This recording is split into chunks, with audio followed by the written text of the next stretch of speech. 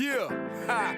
It's Cold Red, baby. Yeah. We in the house, go Bears. Woo. Let's go. There ain't nobody hot as Cold Red in your spot. Yeah. Moving through your city, tearing up your block. Woo. With Bears, they're the team to watch. We won't stop until we got the game unlocked, and we can't be stopped. Give them something to crush. Give them something to crunch. Give them a team, they gon' eat them for lunch. Chill. Give them something to block. Yeah. Let's show them how the Bears do damage. Defense, block them. Hit them high, hit them low. Offense, run them. Touchdown, field goal. Chop, chop, hit them. Chop, chop, hit them. Chop, chop, hit them. Hit them, hit them. Defense, block them. Hit them high, hit them low. Offense, run them. Touchdown, It's Friday night in Texas. That means it's time for some high school football. Three-step drop, pass across the middle, first down Bears. Handoff up the middle. Bears are there, they stuff him. He's got his man beat, diving catch, touchdown Bears, 46 yards. Page around the end. He's got pressure on the quarterback. He's got him sack, 5-yard loss. See y'all on game day.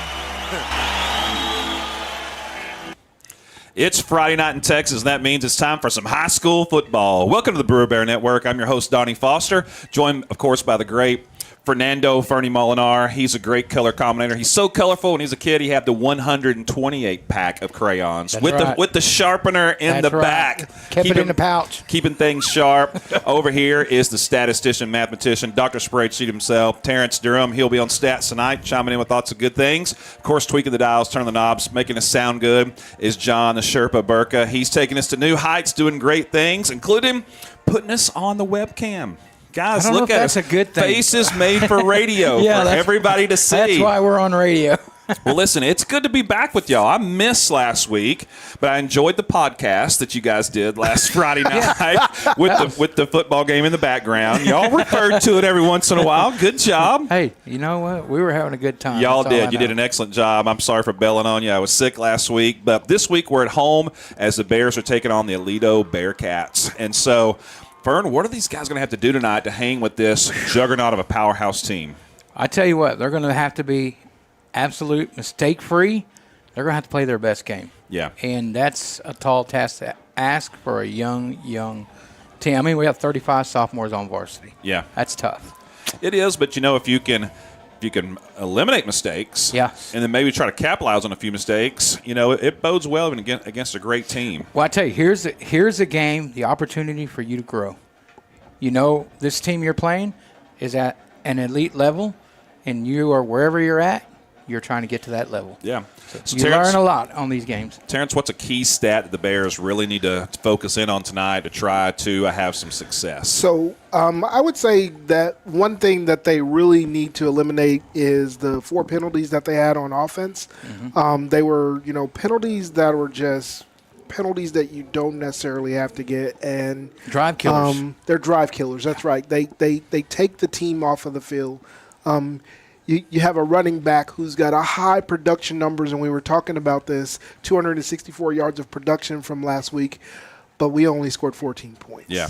And that's because on some of those long drives, penalties stopped those drives and, took the Bears out of any kind of rhythm. And then I'll give you a second one for free. The second one is you got to spread that ball around. We got to get some passing in there so that people can't just key on the run, because if you have a great running back, and let's face it, you don't rush 264 yards in a game and not have the tool set. You got to try and get some of that attention off of him. Get some of that attention off of him by passing the ball and getting some passes. And the Bears passed last week I think they took 6 or 7 pass attempts, and that's just not going to be enough. Well, one of the things Aledo has always had is a lot of speed. And I think you have to eliminate those speed plays, allowing people to get behind you and behind the defense, off the brakes. If they can not get outrun, right? And I know when they have that speed, it's difficult, but there's certainly things scheme-wise you can do. So if they'll stick to their scheme and their game plan, then I think that's something the Bears can use to capitalize on for sure. It's always good to keep everything in front of you. Yeah. And listen, if the Bears can rush the way they rushed last week, it's also a possession. You keep the ball out of their hands. No doubt. And you have a chance, right? No doubt. Yeah.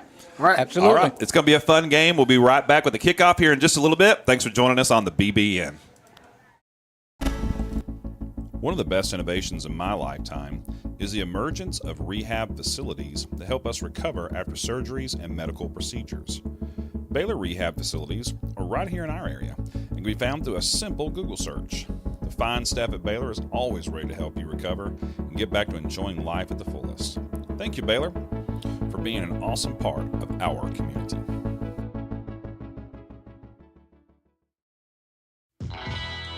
If you're like me, you love a good snack or a hearty sandwich while watching football or your favorite sports on the weekend, well, a great place to head over to then is Charlie's Philly Steaks. They'll take care of you and they'll fill you up and you'll be excited to go back over and over again. They're located at 9521 White Settlement Road.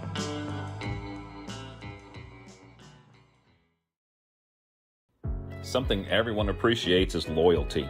We have two very loyal sponsors here on the Brewer Bear Network, and that's Chili's and EECU. Chili's Bar and Grill, located at 300 Clifford Street, one of the most popular places to eat and just hang out with your friends in the entire area. Head on over to Chili's and check out their fantastic menu and tell them you heard about them on the BBN. And of course, EECU, a fantastic credit union that takes care of all of your needs. They're located at 9350 Clifford Street. They have a friendly staff and would love for you to come in and visit them so that they can serve you. Thank you, Chili's and EECU, two of our most loyal sponsors. So let's show them some loyalty and head on over and check out their services.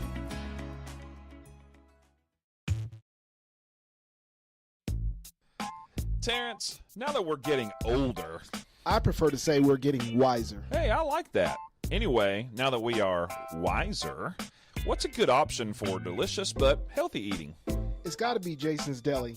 They have everything from amazing sandwiches to delectable salads. Okay, well, we need to get over there for lunch real soon.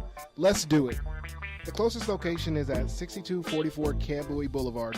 There are also many locations in the area, so head on over and do your old, wiser body a favor. Donnie, the other day I cut myself and thought I was going to need stitches. Did you go to the ER? Nah, I just put some duct tape on it and called it a day. Besides, the nearest ER is too far away. Hey, not anymore, Fern. Medical City of White Settlement is located at 9650 White Settlement Road, right on the corner. Seriously? Serious as a heart attack. Wait, maybe we shouldn't use the phrase during an ad for a medical facility. Good call, Fern. But when you need emergency care, call Medical City of White Settlement at 682-610-6100.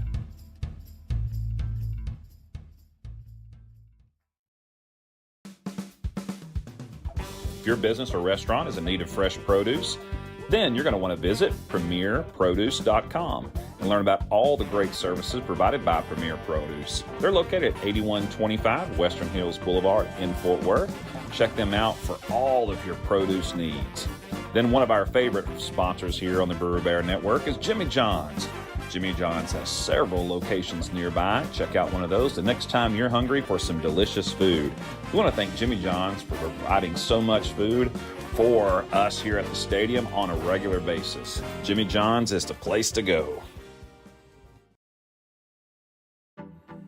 Hey Bear fans, here's some more of our great sponsors. Let me tell you about Rival Signs. They're located at 110 Jim White Freeway in Fort Worth. Check them out for all your signage needs. And of course, Raising Cane's Chicken Fingers. Visit your local Raising Cane's for all your chicken finger needs.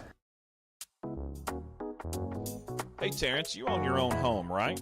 Yes, I do, Donnie. So you know the hassle it can be when you need a new roof. I sure do. And in Texas, with the hail, high winds, and storms, our homes take a beating. Well, that's why we recommend TXD Roofing.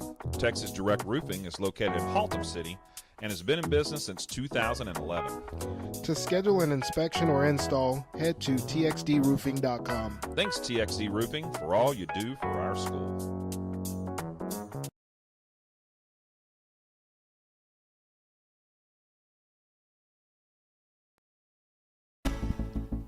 One of the best innovations in my lifetime is the emergence of rehab facilities to help us recover after surgeries and medical procedures. Baylor Rehab Facilities are right here in our area and can be found through a simple Google search. The fine staff at Baylor is always ready to help you recover and get back to enjoying life at the fullest. Thank you, Baylor, for being an awesome part of our community. If you're like me, you love a good snack or a hearty sandwich while watching football or your favorite sports on the weekend, well, a great place to head over to then is Charlie's Philly Steaks. They'll take care of you and they'll fill you up and you'll be excited to go back over and over again. They're located at 9521 White Settlement Road.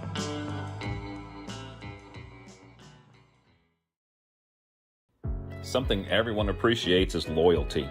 We have two very loyal sponsors here on the Brewer Bear Network, and that's Chili's and EECU. Chili's Bar and Grill, located at 300 Clifford Street, one of the most popular places to eat and just hang out with your friends in the entire area. Head on over to Chili's and check out their fantastic menu and tell them you heard about them on the BBN. And of course, EECU, a fantastic credit union that takes care of all of your needs. They're located at 9350 Clifford Street. They have a friendly staff and would love for you to come in and visit them so that they can serve you. Thank you, Chili's and EECU, two of our most loyal sponsors. So let's show them some loyalty and head on over and check out their services.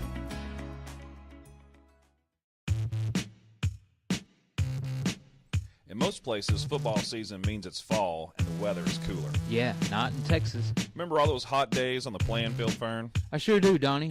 All we had was a community water jug, if we were lucky. Yeah, same here. But now there's Frio Hydration.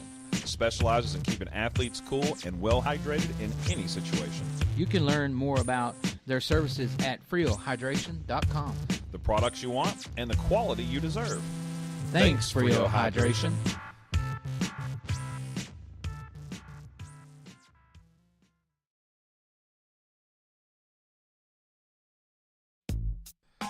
Terrence, now that we're getting older, I prefer to say we're getting wiser. hey, I like that. Anyway, now that we are wiser, what's a good option for delicious but healthy eating? It's got to be Jason's Deli. They have everything from amazing sandwiches to delectable salads. Okay, well, we need to get over there for lunch real soon. Let's do it. The closest location is at 6244 Camp Louis Boulevard. There are also many locations in the area, so head on over and do your old, wiser body a favor. Donnie, the other day I cut myself and thought I was going to need stitches. Did you go to the ER? Nah, I just put some duct tape on it and called it a day. Besides, the nearest ER is too far away. Hey, not anymore, Fern. Medical City of White Settlement is located at 9650 White Settlement Road, right on the corner. Seriously? Serious as a heart attack. Wait, maybe we shouldn't use the phrase during an ad for a medical facility. Good call, Fern. But when you need emergency care, call Medical City of White Settlement at 682-610-6100.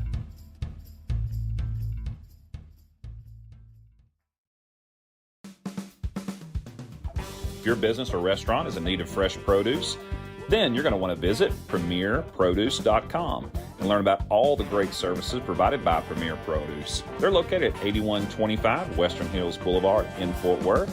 Check them out for all of your produce needs. Then one of our favorite sponsors here on the Brewer Bear Network is Jimmy John's. Jimmy John's has several locations nearby. Check out one of those the next time you're hungry for some delicious food. We want to thank Jimmy John's for providing so much food for us here at the stadium on a regular basis. Jimmy John's is the place to go.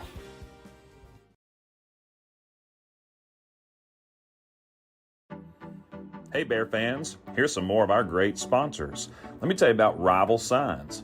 They're located at 110 Jim White Freeway in Fort Worth. Check them out for all your signage needs. And of course, Raising Cane's Chicken Fingers. Visit your local Raising Cane's for all your chicken finger needs. Alrighty. Bears and Bearcats, we're ready to roll. Coming to you live from Bears Stadium tonight here in White Settlement, Texas, just off of 820. Right here on the beautiful campus of Brewer High School, overlooking the beautiful downtown setup of Fort Worth. Cowtown, it's USA. nice tonight. It is beautiful now. There's not a cloud in the sky. I mean, the wind is just trickling. It was about 86 degrees when I came up here. It's just a beautiful night for football. We're ready to go. The Bears and the Bearcats. The Aledo Bearcats did win the toss. They deferred to the second half. So they will kick off, and the Bears will start off on offense to begin this one.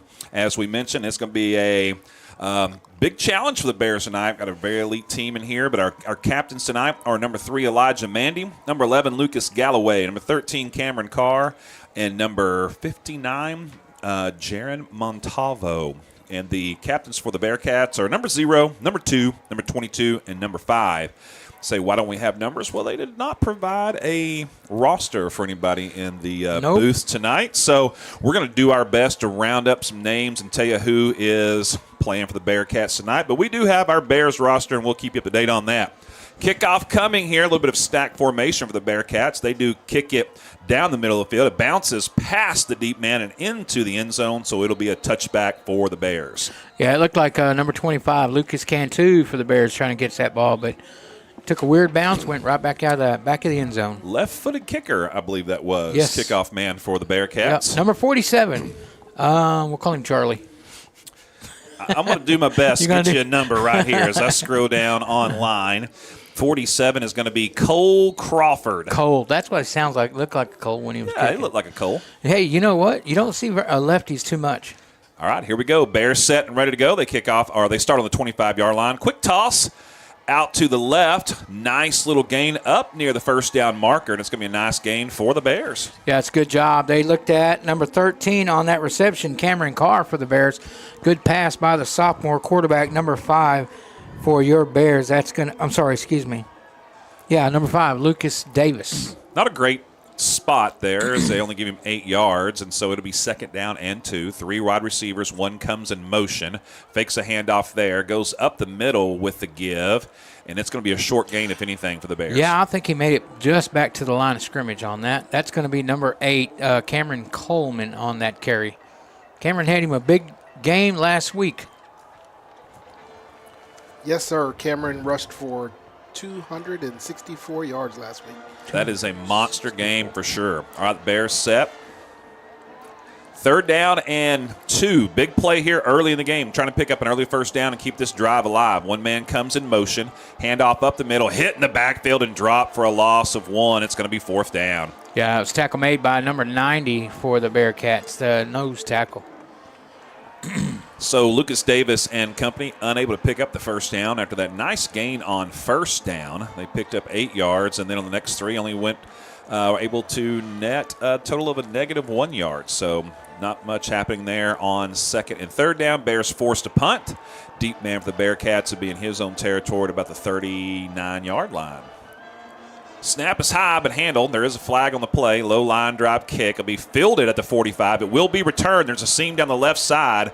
Cutting back inside, spinning out of a tackle into Bear territory and inside the 30-yard line near the 25. Now, I'm not sure if that was offsides on the Bearcats, which is what it looked like, and if that is the case. That's a first down. It First would down? be. I don't see the offense coming back out for the Bears, so we're checking the flag here. Looks like it was a false start against the Bears. Yeah. And I would imagine they declined that with a really good field position. Add 5 yards to the end of the run because it was a penalty against the Bears. Okay. So that'll put the ball at the – looks like they're going to mark it. It was at the 27. They're going to mark it back down a little bit more. Yep. Put it on the 20 – they'll mark it down at the 22-yard line. So they start with fantastic field position already in Bear territory at the 22-yard line. 0-0 is your score, just 10-13. Just a few ticks off the clock as we've gotten this one started. Bearcats have 1 man in motion. They toss it to him, cutting back up the middle with a nice little seam. Then to the outside with a good seal block and all the way near the end zone. And he's either going to be in or out at the 1-yard line. I think he got in. And he did get into the end zone for the score. So the Bearcats take just 1 play from scrimmage, and they score on the end around. All right. That's the only score they get tonight. They can't have no more.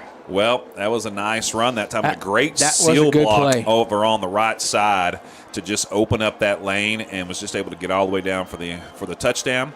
And so the Bearcats will take the early lead. Kick is up and good, and that'll make it 7-0. Hey, good kick by Cole, number 47 for the Bearcats. Yeah, lefty with the line drive kick. The lefty. Okay, well, the Bears unable to capitalize after a nice play on first down, punt it away, and a really nice return by the Bearcats into Bear territory sets up a touchdown after just one play. So with 10:03 to go, 7-0 Bearcats. Okay, well, All right. one thing, old Brewer Bear head football coach told me a long time ago that what you have to do is survive the initial storm when you're playing the Bearcats. You got to survive the initial storm, and it comes hard and fast. They come out quick, and if you don't, you're in trouble. But if you can endure that, you've got a chance to bounce back. And so we'll see if the Bears can endure that. Offensively, they'll get back out here and get things going again. Wind has picked up just a little bit coming out of south. It wasn't blowing much at all a moment ago, but a little bit of a breeze that may help the kickoffs here for the Bearcats as they're working their way right to left. As we look out, your Bears working their way left to right. All right. If I'm the Bears, I got to take a chance on some of these kickoffs because If they don't kick it deep, might as well go ahead and try to get some return yardage. So this one they do boot deep and well into the end zone, and they'll go out of the back of the end zone for another touchback. I don't know if y'all caught that end. He was 5 yards past the ball when it was kicked. Yeah, the ref did. penalty on that side. Yeah, he caught it. Yeah, He's like, really, right in front of me? You're going to do that? They're not going with the dynamic kickoff as the NFL is. I got to tell you, that's one of the weirdest things. I know. They don't move till it's touched or something like that. Yeah, until the ball is fielded, everybody has to stand perfectly still. And it's just like you're in the twilight zone. Yeah, like, why is no one running? What's going on here? All right, they're going to tack on 5 yards to the normal spot. And so the Bears will take over on their own 30-yard line to begin this drive. 10:03 to go. 7-0 Bearcats. Bears line up trips right. Got a tight end on the left side. Davis in the backfield. Handoff. Up the middle is Coleman, and he gains maybe half a yard on that one as he dives forward.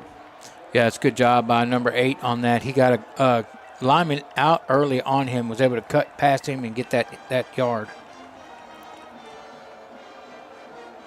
Coleman, sophomore. We got a sophomore quarterback, sophomore running back starting. Same formation this time. Trips right, one tight end on the left.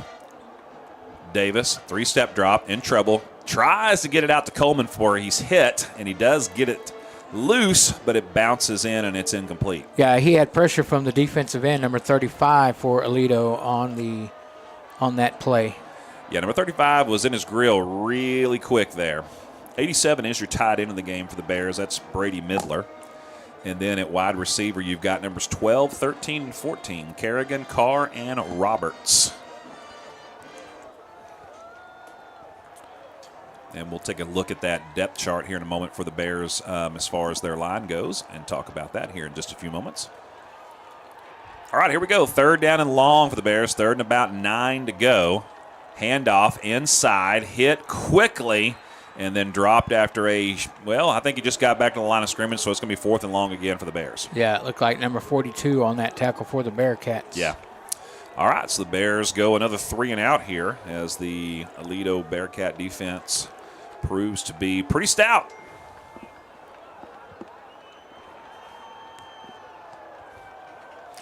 All right, we got good confirmation for some fans tonight that sound quality is good. So shout out to Mr. Burka back here. Bears looking for a kick. They do. Get it over the head of the would-be returner this time, but he does catch it over his head, and he's going to fair catch it at about the 30-yard line. Yeah, that was number 6 for the Bearcats. He was being shadowed pretty close by a Brewer Bear. That was number 27 on the coverage, Christian May, the senior. Well, good thing this time is the Bearcats are starting in their own end of the field. So we'll take that as a victory. They've got 70 yards to go as the Bears try to get going here defensively. Ball on the 30. They'll start off, like we said, at the 30-yard line here. Bears with a 4-man front. 4-3 is what they're running. Bears showing blitz. They back off, handoff inside, bouncing to the outside now. Bears on pursuit along the perimeter and do a good job of containing him, forcing out of bounds after a short gain of about 3. Tackle made by number 25 for the Bears. Excuse me. 20. Oh, that's number 25, yes. That was Gilroy Jr. on the carry for the Bearcats. Quarterback, starting QB at the moment. Looks like that is... Trying to see who is out there at QB at the moment. Lucas Cantu is there. Number 8 is the starting quarterback. Quarterback for the Aledo Bearcats Bearcats, yeah. Okay. Handoff up the middle. It's going to be a first down up past the 40 and pushing forward up to about the 45. Gilroy once again. And that is Nash McElree is the QB for the Bearcats, number 8. Tackle made by Bears, number 61. They line up quick. Harris. Handoff, left side. Bears in pursuit, bring him down after a gain of about 4. So pretty good job defensively there to round up Gilroy, who's starting to amass some yardage here. And there's also a Bear down on the field. Damian Walsh on that tackle for the Bears. That's going to be number 6, the sophomore. Wash. Starting defense for the Bears tonight, Lucas Cantu, Elijah Mandy, Kingston Hurst, Cedric Harris, Demarion Washington, Colton Plemons, Landon Perez, Davis Arisola, Lucas Galloway, Christian Mays, and Jerry Outhouse. 2 seniors. I forgot Aledo has 1 water person per each player. They've got a great staff out there to help out. There's no doubt about it. They have probably about 100 players and 500 cheerleaders. I was noticing that as well. And the trainers. And trainers. And trainers. They got a million. We even have a backup training staff over there waiting to come in. Well, one of the things next. One of the things we talked about a few years ago on senior night, what they have 33 seniors on the team. Yeah, something crazy. That year we had 8. Yeah, 3. It makes a huge difference when you start thinking about the number of seniors you have on your team. Because it's experience, it's strength. There's so many different things that are factors in that for sure. Maturity. Let's see who we got. Yeah, maturity is a huge part of that. No doubt about it. Well, I can tell you that ain't cramp. He really got whacked, whatever he's dealing with. Yeah, looks like that. Shoulder. And did we get a number on that, Fern? Not yet. I can't see it, but I'll get it here shortly. Yeah.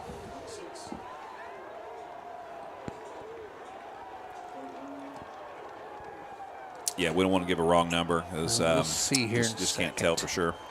But he has helped off the field. Looks like he's going to be okay, so we're thankful for that.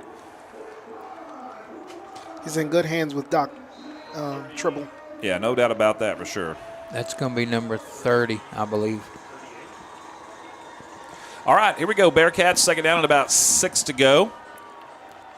2 receivers out to the right, 2 men in the backfield along with the quarterback.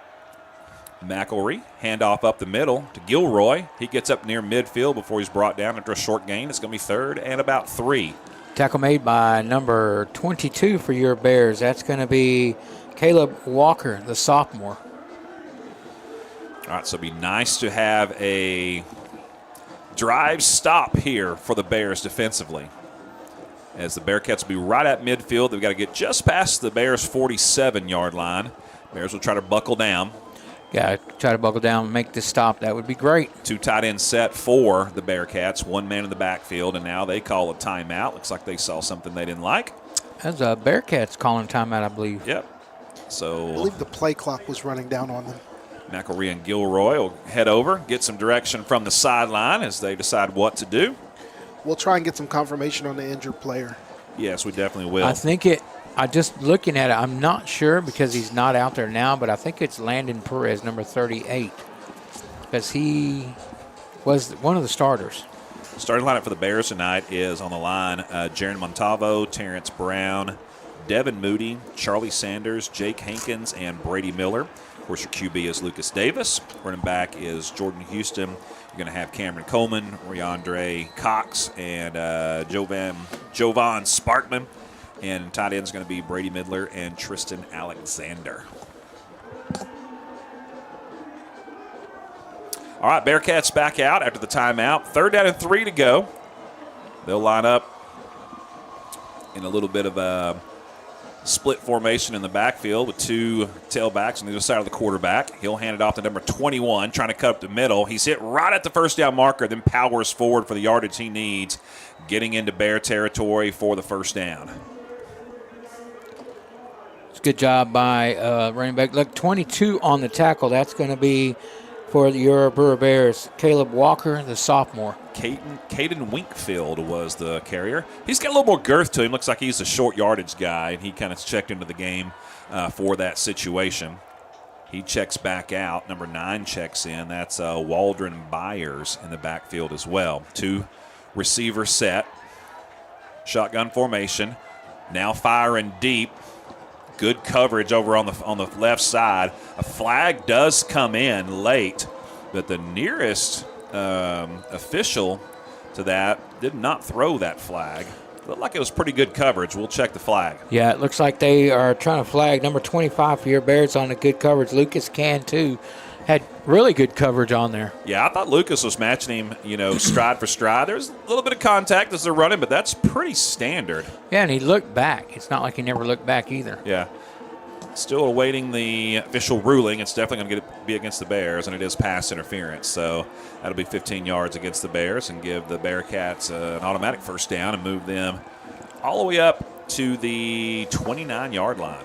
I'm going to say what y'all were trying to say, but y'all were being really nice. That was a horrible call. Yeah, it's hard to say sometimes what they see down the field versus up here. But from up here, it looked pretty clean. Sometimes you're like, okay, we're going to get a flag on that one. Yeah. Then other times you're like, that should be clean. And it had the look of clean. Are you saying we have a better view than he does? Sometimes we do. Quick toss, wide receiver screen. Makes the first guy miss, makes the second guy miss, inside the 20-yard line, and then gain tackle by the Bears. That's number 2 with the catch and the carry, Caden Finley. A helmet comes off, little bit of flares of tempers in the midst of the pushing back there. Number 6 on the tackle for the Bears, Walsh, the sophomore. And that's number 3 for the Bears, Elijah Mandy, who lost his helmet, so had to come out for a play. And Mandy's a name we've been calling a long time on Friday nights. He was a part of that tackle as well. All right, so that's a first down inside the 20 to the 19-yard line. Good carry that time. Bears doing a much better job of containment on this drive than they did in the last drive. Obviously, when you scroll on the first play, you can improve pretty easily on that, but the Bears have certainly done it. Trying to buckle down here. Inside handoff fake, quarterback keeper right side, and then really runs headlong into the linebacker. Both of them knocked down into that, but he does get inside the 15 to the 14. Man, I don't know who delivered that hit, but that was quarterback impressive. And Barr, the junior, for your Bears, number 21. Yeah, number 8. McElreed did most of the hitting on that one. He's a big old boy. Here comes a handoff. Left side, got a seam. Inside the 10 to the 5 is Gilroy before he's finally brought down. It's going to be another first down for the Bearcats. It'll be first and go at the 5-yard line. Yeah, number 27 on the tackle, Mays for the Bears. So the Bearcats threatening once again. 5:18 to go. They're ahead 7-0. They scored on their first play from scrimmage earlier. Bears have had a couple of 3-and-outs and punts, but doing a much better job here defensively on this second drive for the Bearcats. One wide receiver split out wide to the right.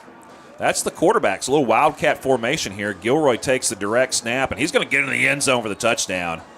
So the quarterback split out wide right, and then Gilroy stepped into that wildcat formation where the running back just takes the snap, and he just ran right up the middle, found a seam, and scored the touchdown. There you go. With 4:53 remaining in the first quarter, it's Bearcats 13, Bears 0.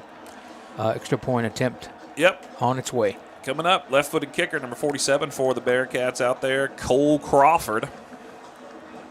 Cole's like, hey, we're missing somebody. Just hike it.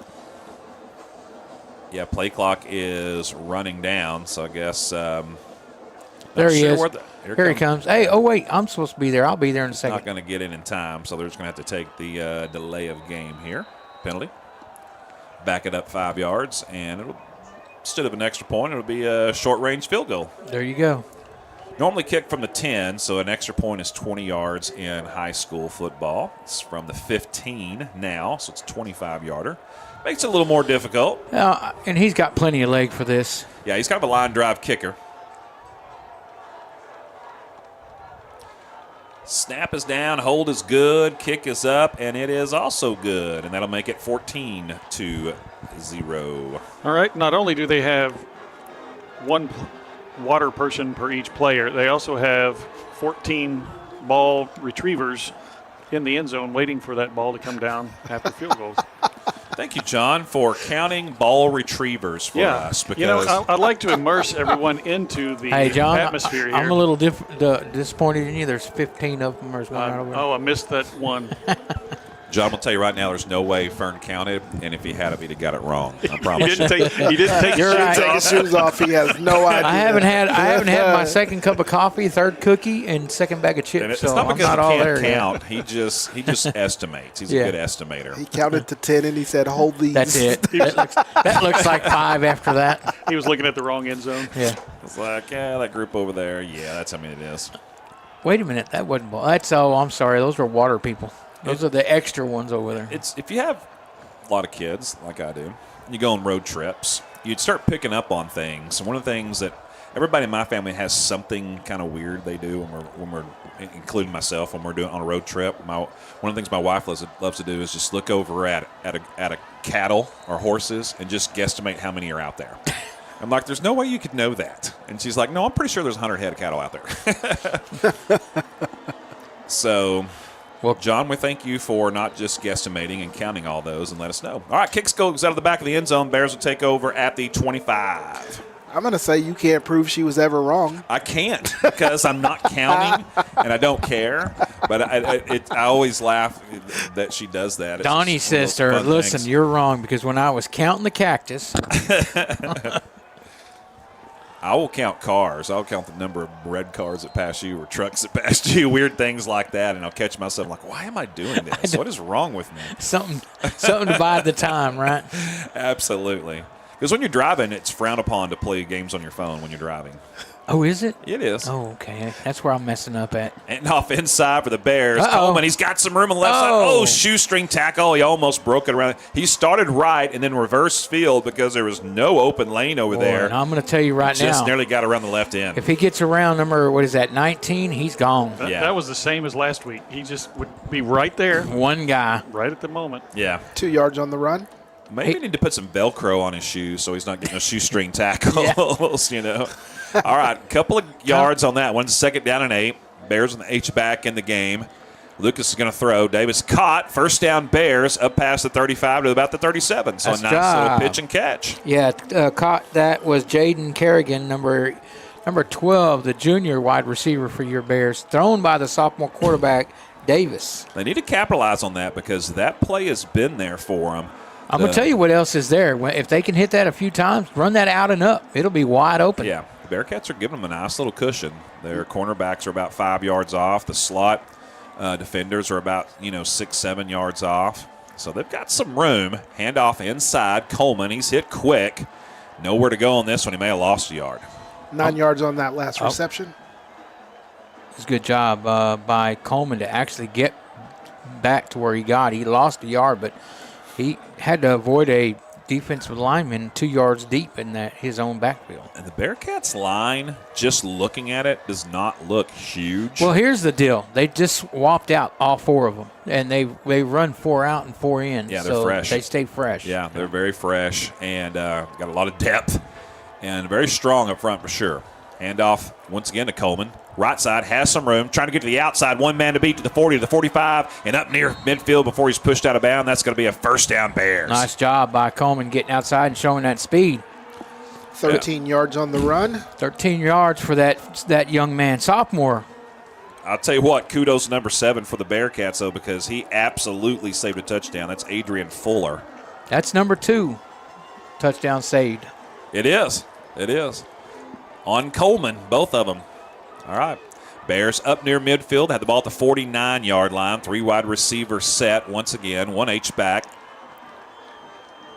along with Davis and Coleman in the backfield. H-back in motion. Handoff. Coleman. Good block. Cuts back in, cuts outside, and dives forward up by the 45. He's going to have a nice gain of about 6 yards. Yeah, that's a good run right there. Kind of a repeat of last week. I tell you what, I think they gave him more. I think he got 7 out of it. And Devin Roberts had a really good block out there in space to seal off that right side. It's just like the block that the Bearcats had on their first play from scrimmage when they scored a touchdown. Yeah, that's a good job by that young man. All right, 2nd down and 3, 7 yards gained on the play. Davis in the gun, 3 wide receivers. Snap aside but handled. Handoff Coleman. Once again, tries to bounce the outside. Stiff arm. Forced out of bounds up near the 39. It's going to be close to a 1st down, but we'll check the penalty. That comes in at a bad spot and at a bad time. Yeah. And just like you said a moment ago, the Bearcats switch out all 4 defensive linemen here. And that was a holding penalty Bears. That is a killer right there because we don't need that. They were right at the 1st down marker. With the spot, may have gotten the 1st down, but it won't matter now. Well, Coleman came out and got a breather. He needed some water. It looks like it's going to be the junior number 1 in there. That's Jordan Houston. Yeah, we mentioned him a moment ago. He's got some speed as well. Doesn't quite have the size that Coleman has, but he's got some speed. So instead of a 1st down or a 3rd and very, very short, it's going to be 2nd down and about 13 to go, all the way back into Bear territory. Davis looking downfield, toss. Oh, man open, but he was not paying attention. Nope, He was receiver was not even looking for Kerrigan over there, and Kerrigan, he must not know the play call because he was looking to block. And he was wide open.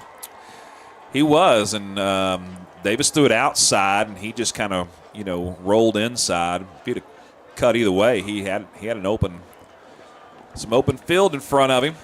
All right, Bears made a change. They got Brandon coming in, the sophomore, and exiting for the Bears is the junior tight end, Milner. All right, 3rd down and 13. Big play here for the Bears offensively. 5-step drop, in trouble, rolling right, looking downfield, has to toss it. It is almost caught, would have been about out of bounds anyway. He was aiming for number 14 over there, Roberts. All right, opportunity for the Bears to pin them deep. Well, Bears unable to get any points on this drive. However, much better job offensively. They were able to pick up a couple of 1st downs. But it's what we talked about. It's that one penalty that stops that drive. And listen, the Bears were a little bit more balanced too on that drive. So yeah, they can't just tee off on the run. Yeah, exactly, and that helps the run. Yeah, it's not like the Bears are completely overmatched here. They're down 14-0 in the 1st quarter, but they can move the ball on this team. They've just got to be disciplined. And like you said, avoid those drive-killing penalties. Snap is low. Kick is not pretty, but he gets it off. It goes out of bounds up near the 30. So it'll be good field position for the Bearcats. They'll actually mark it out at the 35. All right. On that punt for your Bears was going to be Edwin Saucedo. Number 47. Bearcats will start on their own 35-yard line, up 14-0. Great crowd here tonight. And there's not hardly an open seat across the way for the visitor side. Did I mention, Donnie, before I forget, Saucedo's a sophomore. Yes. We've got a few of them. All right, trips right this time for the Bearcats. They have not lined up in this formation as of yet that I remember. One tight end on the left side, one tailback in the backfield along with the QB. Bears showing blitz. They do they fake the handoff, quarterback keeper up the middle. Little read option there for the QB. Tackle on that play for your Bears, Caleb Walker, number 22, the sophomore. McElree on the keeper. Aledo lining up with a little bit of up-tempo here, getting in position quickly, trying to catch the Bears off guard. But the Bears are set and ready to go. 2nd down and about 6. Handoff. Faked. Quarterback keeper, right side. Big gain into Bear territory. But we might get a holding penalty. That comes in at that bad spot. Let's check the call from the back judge. Holding Aledo. That is holding. That helps the Bears out. And I'll tell you what, that was a good It was a good fake by the quarterback. He stuck that ball all the way in that running back's belly and just pulled it at the last minute. There was no need for the holding on that play. That was No. nowhere near the Quarterback was about 10 yards up when the flag went out. Yeah, it was just a bad decision there. But it's good for the Bears, so it moves it all the way back to the 37-yard lines of the Bears. And Is that a spot foul, or what? How is that? Yeah, a spot foul, I guess. And so, anyway, That's weird, wouldn't it? It'll be second 8 instead of a first down into Bear territory, but second 8 here for the Bearcats. Trips right once again, one tight end, 3-step drop, looking. Little screen pass out in the flat. Makes the first guy miss. Had him at the line of scrimmage or for a loss, but he ends up picking up about 6 or 7 on the play. Number 22, I believe. Tackle made, pushed out of bounds, forced out of bounds by Mandy. Oh, by Elijah Mandy, number 3 for your Bears. Okay, so just a 3-yard gain. I saw him dive forward for a few more, but he was already out of bounds. So ball at the 40-yard line. It's going to be 3rd and 5. So big play for the Bears. Big defensive opportunity here for the Bears. Trying to get a stop. Had one last drive. Couldn't do it. See if they can do it here. 3rd and 5. Bearcats set, 3-step drop, looking deep, firing, has a man caught in the middle of the field, makes a couple of guys miss, jukes a little bit up near midfield. It's going to be a first down, gain of 10. Looks like number 3 on that tackle again for the Bears, Elijah Mandy. Elijah's one of your seniors.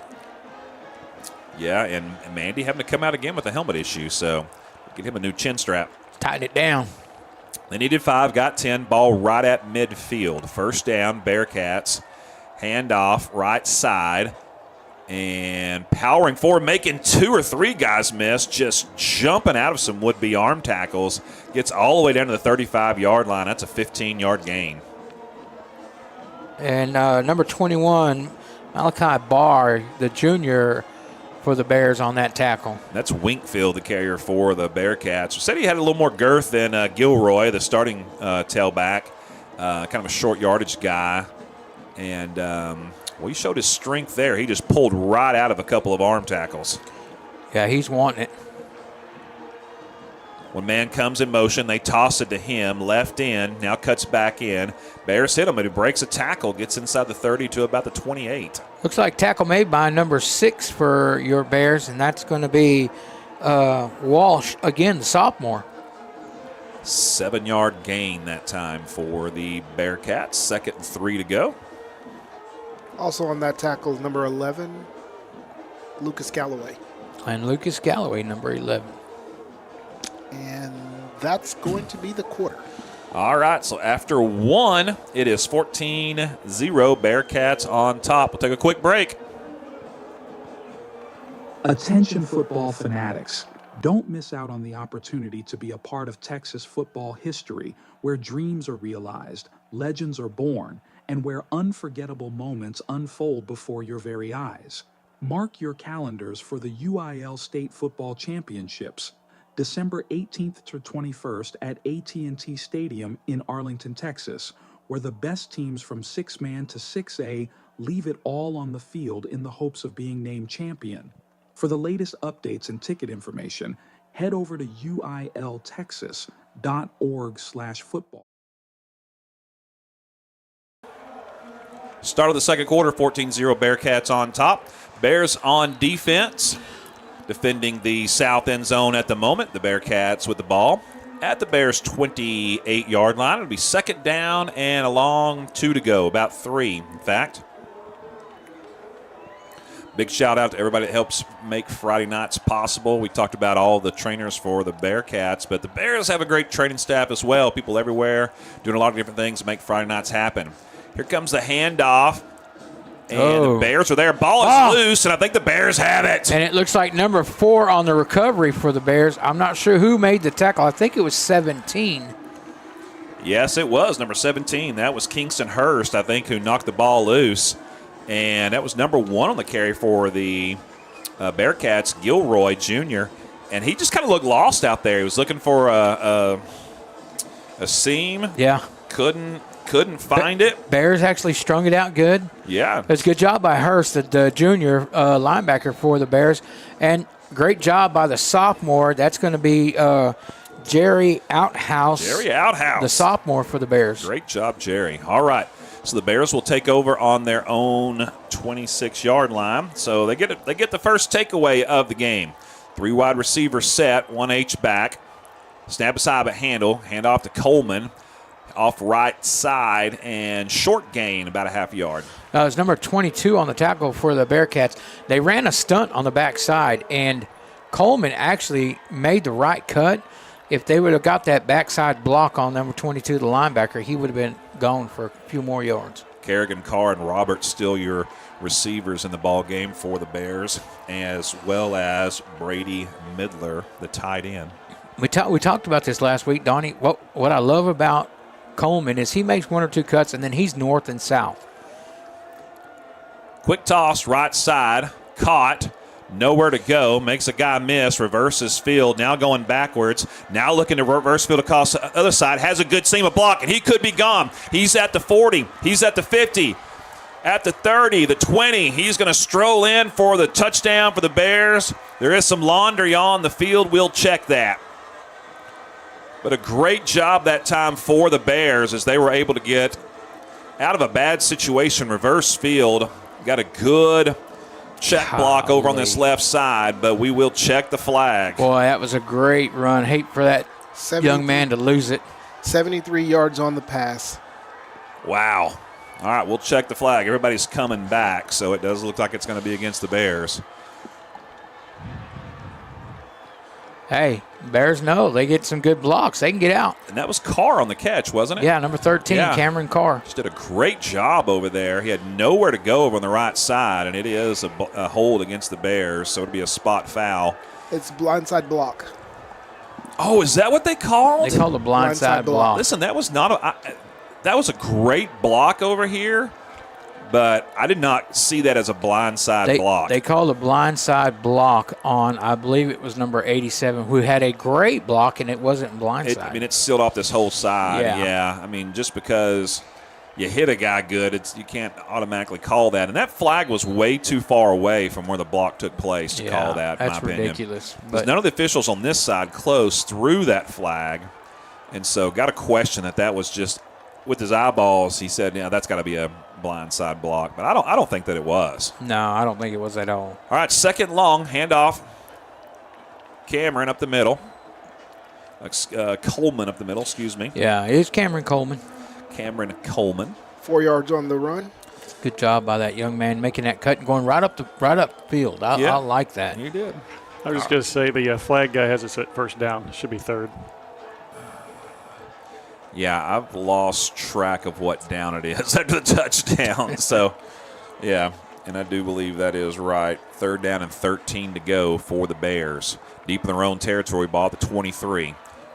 Looking deep, firing, has a man. Can he get there? And, just overshoots him a little bit. He was shooting for number 12 out there, Jaden Kerrigan. Good coverage, though. Coverage by number 7. Yeah, Adrian Fuller with the coverage out there. More mustard. Do up a 50-50 ball. Not a bad decision. And you know what? I'll be honest with you. When you do that with Kerrigan, you have a good chance. That's a tall kid. There was a flag against the Bears. It was declined, so it'll be 4th and 13. And so, we'll be kicking from deep in our own territory now. Mr. Saucedo is going to have to get off a boomer. Yeah, it was just like we said, penalties will kill you, and that was one that brought a touchdown back and put them in some bad field position. After the turnover.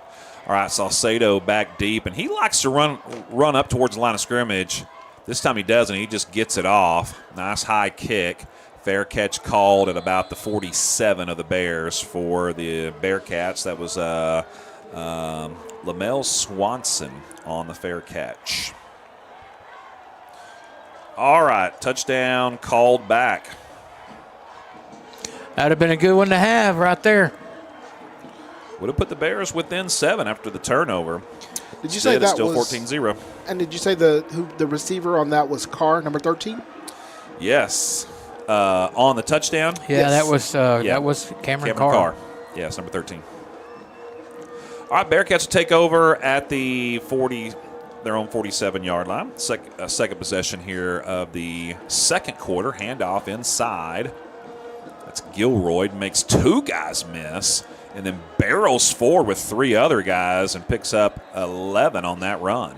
Uh-oh. Mandy's helmet comes off again, and he's complaining about it. Finally tackled. Last tackle made by number 11, Lucas Galloway. Good job, Lucas. This is some equipment failure with Number 25. Mandy trying to get that figured out on the sidelines. All right, first down into Bear territory. Ball at the 43 for the Bearcats. Bears in that familiar 4-3 defense, 4 defensive linemen, 3 linebackers. Handoff. This time caught the backfield. Nice tackle by number 99. That's Plemons. Colton Plemons. Colton Plemons, number 9, the junior defensive lineman. Yeah, big Plemons in there. 1 yard loss. That was a great tackle. That was a shoulder pad tackle. Yeah. He just grabbed him. And slung him down. Guess what? This play I'm is bigger than over. you. I'm bigger than you. Old school. That's hard to do in the backfield when you're a defensive lineman, to grab that running back and bring him down on an open field tackle. But he did it. Solo tackle. Loss of 1, 2nd and 11. Bears showing blitz. See if they bring it. Now they back off. Quarterback thinks about running, and then he gets in trouble, tucks it in. There you go. Good job. And he goes down, 1 yard loss. So that'll be a coverage sack. I'm going to tell you right now what caused that. Number 4, Jerry Outhouse for the Bears, had that receiver blanketed, and that quarterback knew it. Sacked by number 45, Sparkman. Sparkman, Jovan. Jerry's got those long arms, and he's quick, and he is great out there in isolation on the one-on-one coverage. All right, Bears got a hold. It's your great opportunity. 3rd and 12. Quarterback rolls left, looking downfield, fires, has a man caught, and then brought down instantly short of the first down at the 35-yard line. This is kind of the area where you can go for it again. I can't imagine that they wouldn't. At 25, I believe. Number 25 on the tackle for the Bears. Lucas can too. Yeah, you're up by 14. You're on the other end of the field. It's 4th and 3. The Bearcats are lining up to go for it. Nice short tackle by Lucas Cantu.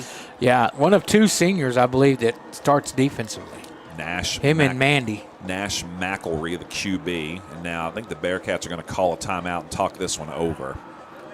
If it was the Cowboys, they'd be kicking a field goal here. Of course, Brandon Aubrey has enough leg to kick it from anywhere He inside kick it from the about 50. 80 yards out. I think he could kick it from anywhere in the Metroplex. Listen, when they had it at 72 yards, I was like, go for it, go for it. I think it was 71. 71, yeah. Because he hit it from 66, 5-yard penalty. Yes. And I don't know why they didn't just try it. I'd have done it. You know, the time was running out of it, anyway. Just boom it and see what happens. Yeah, let's just get it. Just make sure your coverage guys are there because they'll have that guy down in the end zone. Oh, sure. But he hit a 66-yarder in preseason, too.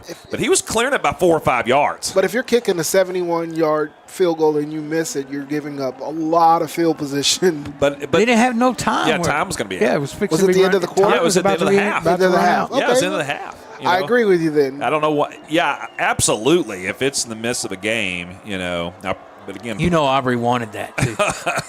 Well, he was out there. He was ready.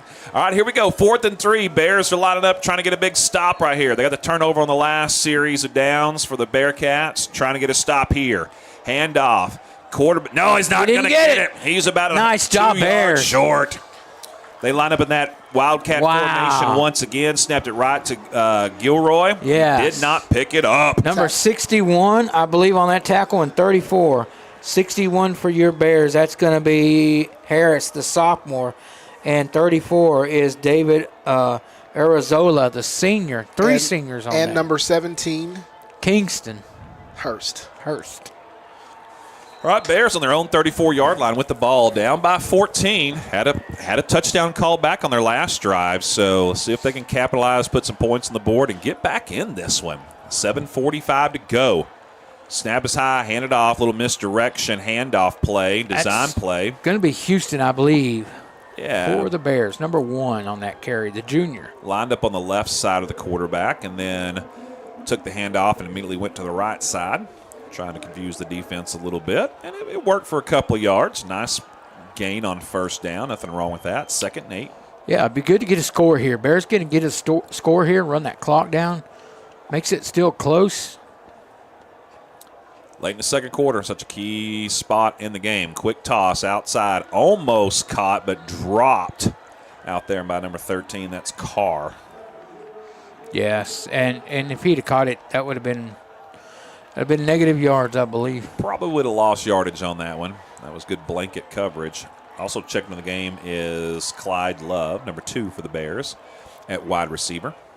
So we've got 13, 14, and 2 in the game. Carr, Roberts, and Love. Davis and Houston in the backfield, quarterback and tailback. Yes. If you can protect your quarterback, you got a double move waiting for that on that play. Yeah, we talked about earlier. The quick little out and up is something the Bears can run here at some point in time. Got a timeout by the Bears here. Play clock was running down, so the Bears called timeout to avoid the penalty. It's 3rd and 8, 7:16 to go here in the half. 14-0 is your score. Bearcats on top. A beautiful night for football. Wind has completely stopped blowing, so not a stitch of wind out there. Just a beautiful night to be out and about. Yeah. It's a great night right now. Bearcats training crew also has a water person for each referee, umpire, and back judge. Nice.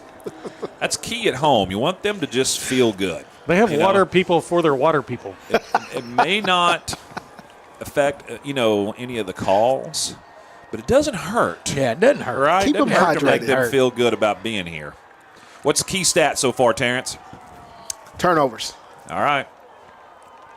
I'm going to say something right now. I'm sorry. I said turnovers. I meant penalties. Well, Yes. yeah. The penalties is what's killing the Bears. All right, here we go. 3rd and 8 for the Bears. 4 wide receiver set. 3-step drop. Quick toss. Caught.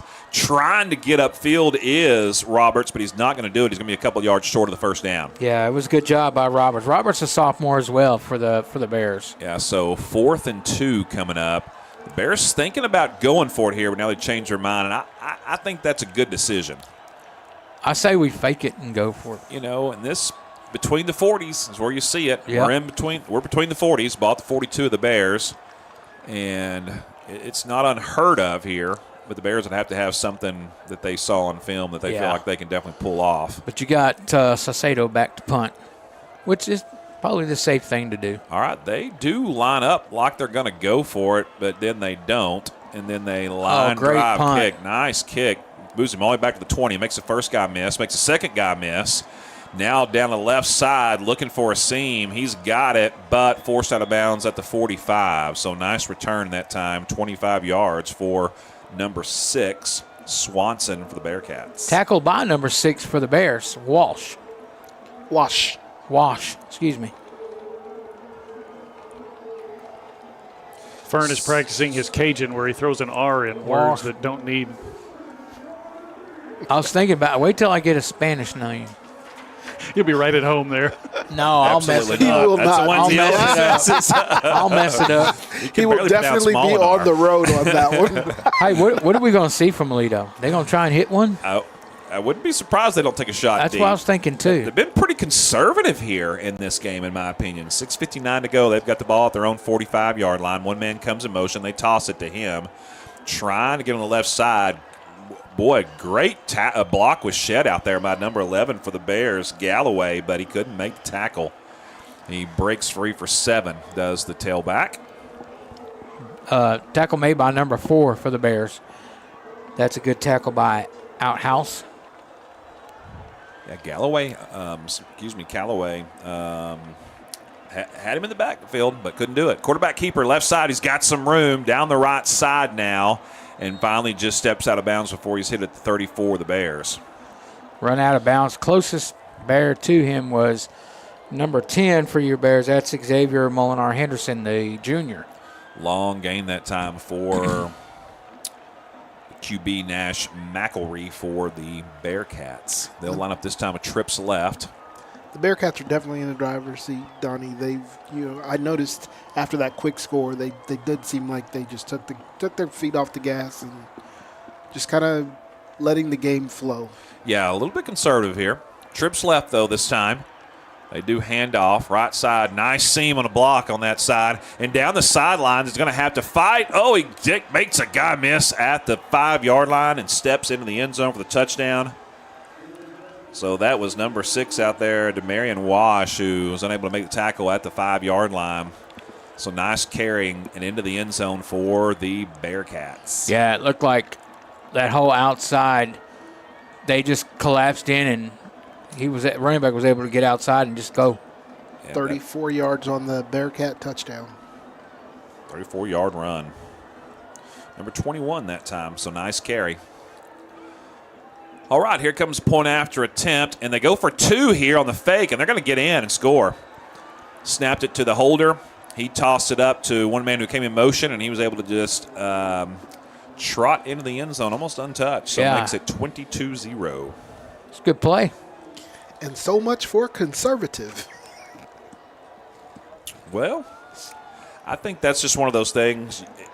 You know, you might need that at some point during the playoffs, and so at certain stints throughout the regular season, you're going to work on it, see how it goes.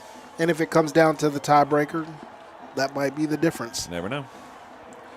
Well, late in the second quarter, the second half, the second quarter, I've always felt like is the most critical point of high school football games, because if you can get a score during that time, if you can get a stop during that time, it just helps you so much with momentum going into the half. You just feel better about yourself. And so we're at that critical juncture, 6:19 to go.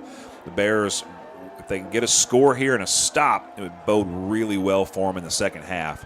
And I think that's what you're looking for here. Get points on the board, even if it's just a field goal, and get a stop defensively. I think we're 1, 2, 3, 4, 5. And we're Bearcats, one short still, aren't we?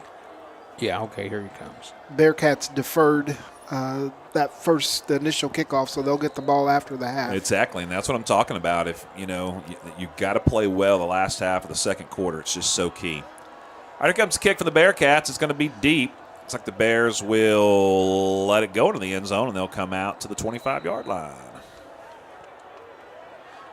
All right.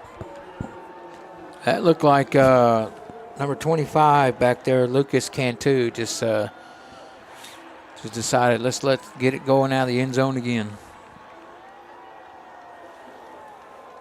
Right, well, I like some things that I've seen from the Bears tonight. And one of the things I was noticing just listening to y'all last week at just how good a job that our quarterback did, Lucas Davis, in improving from the first week. Because you could tell he was a little amped up. He had 7 or 8 throws. They were just too high, to receivers that were open, and seemed to be hitting the spots a lot better last week. And he certainly is this week. Handoff, right side. Nice gain, and he breaks free. Oh, almost breaks that one for a long gainer. That's number 7, Rondre Cox. Rondre Cox on the carry, just got shoelace tackle. Shoelace again.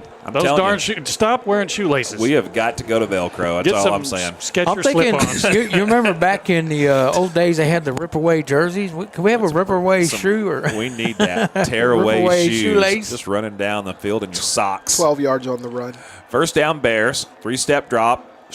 Trying to go for a little inside slant, but not a good route ran by Kerrigan that time. That was not very good. He needed to cut that in just a little bit sharper. Looked like a really nice throw, though, from Davis. Kerrigan got a hand on it, but if he'd have ran a sharp route, he'd have been there. Yeah, wasn't real quick off the line. Didn't get that inside leverage, is what you got to do on those outside slants. And it was within 5 yards, but the DB was all on him. So. He was, but that's why you run that clean route. You can get that inside leverage. No one there on the handoff for Davis. He's got to try to make something out of nothing, and he just ends up sliding down. I mean, there was nowhere for him to go. Tried to hand the ball off to the tailback, but he wasn't there. That's a young quarterback mistake because you got to throw that out of bounds past the line of scrimmage, and instead he lost 8 yards. Yeah, it was. I agree with you. And that's one of those things that you pick up on. You watch the film, you're like, okay, and sometimes even when you know it, just in the midst of a game, it's hard to remember to do that for sure. Right. And I said 8, it was 6. Sorry. Yeah. All right, so 3rd and 16 now for the Bears. Long third down play. One man comes in motion. That's the tight end. He comes in the backfield. 3-step drop, looking downfield, fires, has a man, but overshot him out of bounds. Yeah, he was trying for, I believe, That was Carr. Cameron Carr, number 13 for the Bears. Good coverage over there by number 27 for the Bearcats, and he has really done a good job blanketing those receivers out there. That's Kai Taylor. The Bears bring out the punt team. Yep, punt team on the field.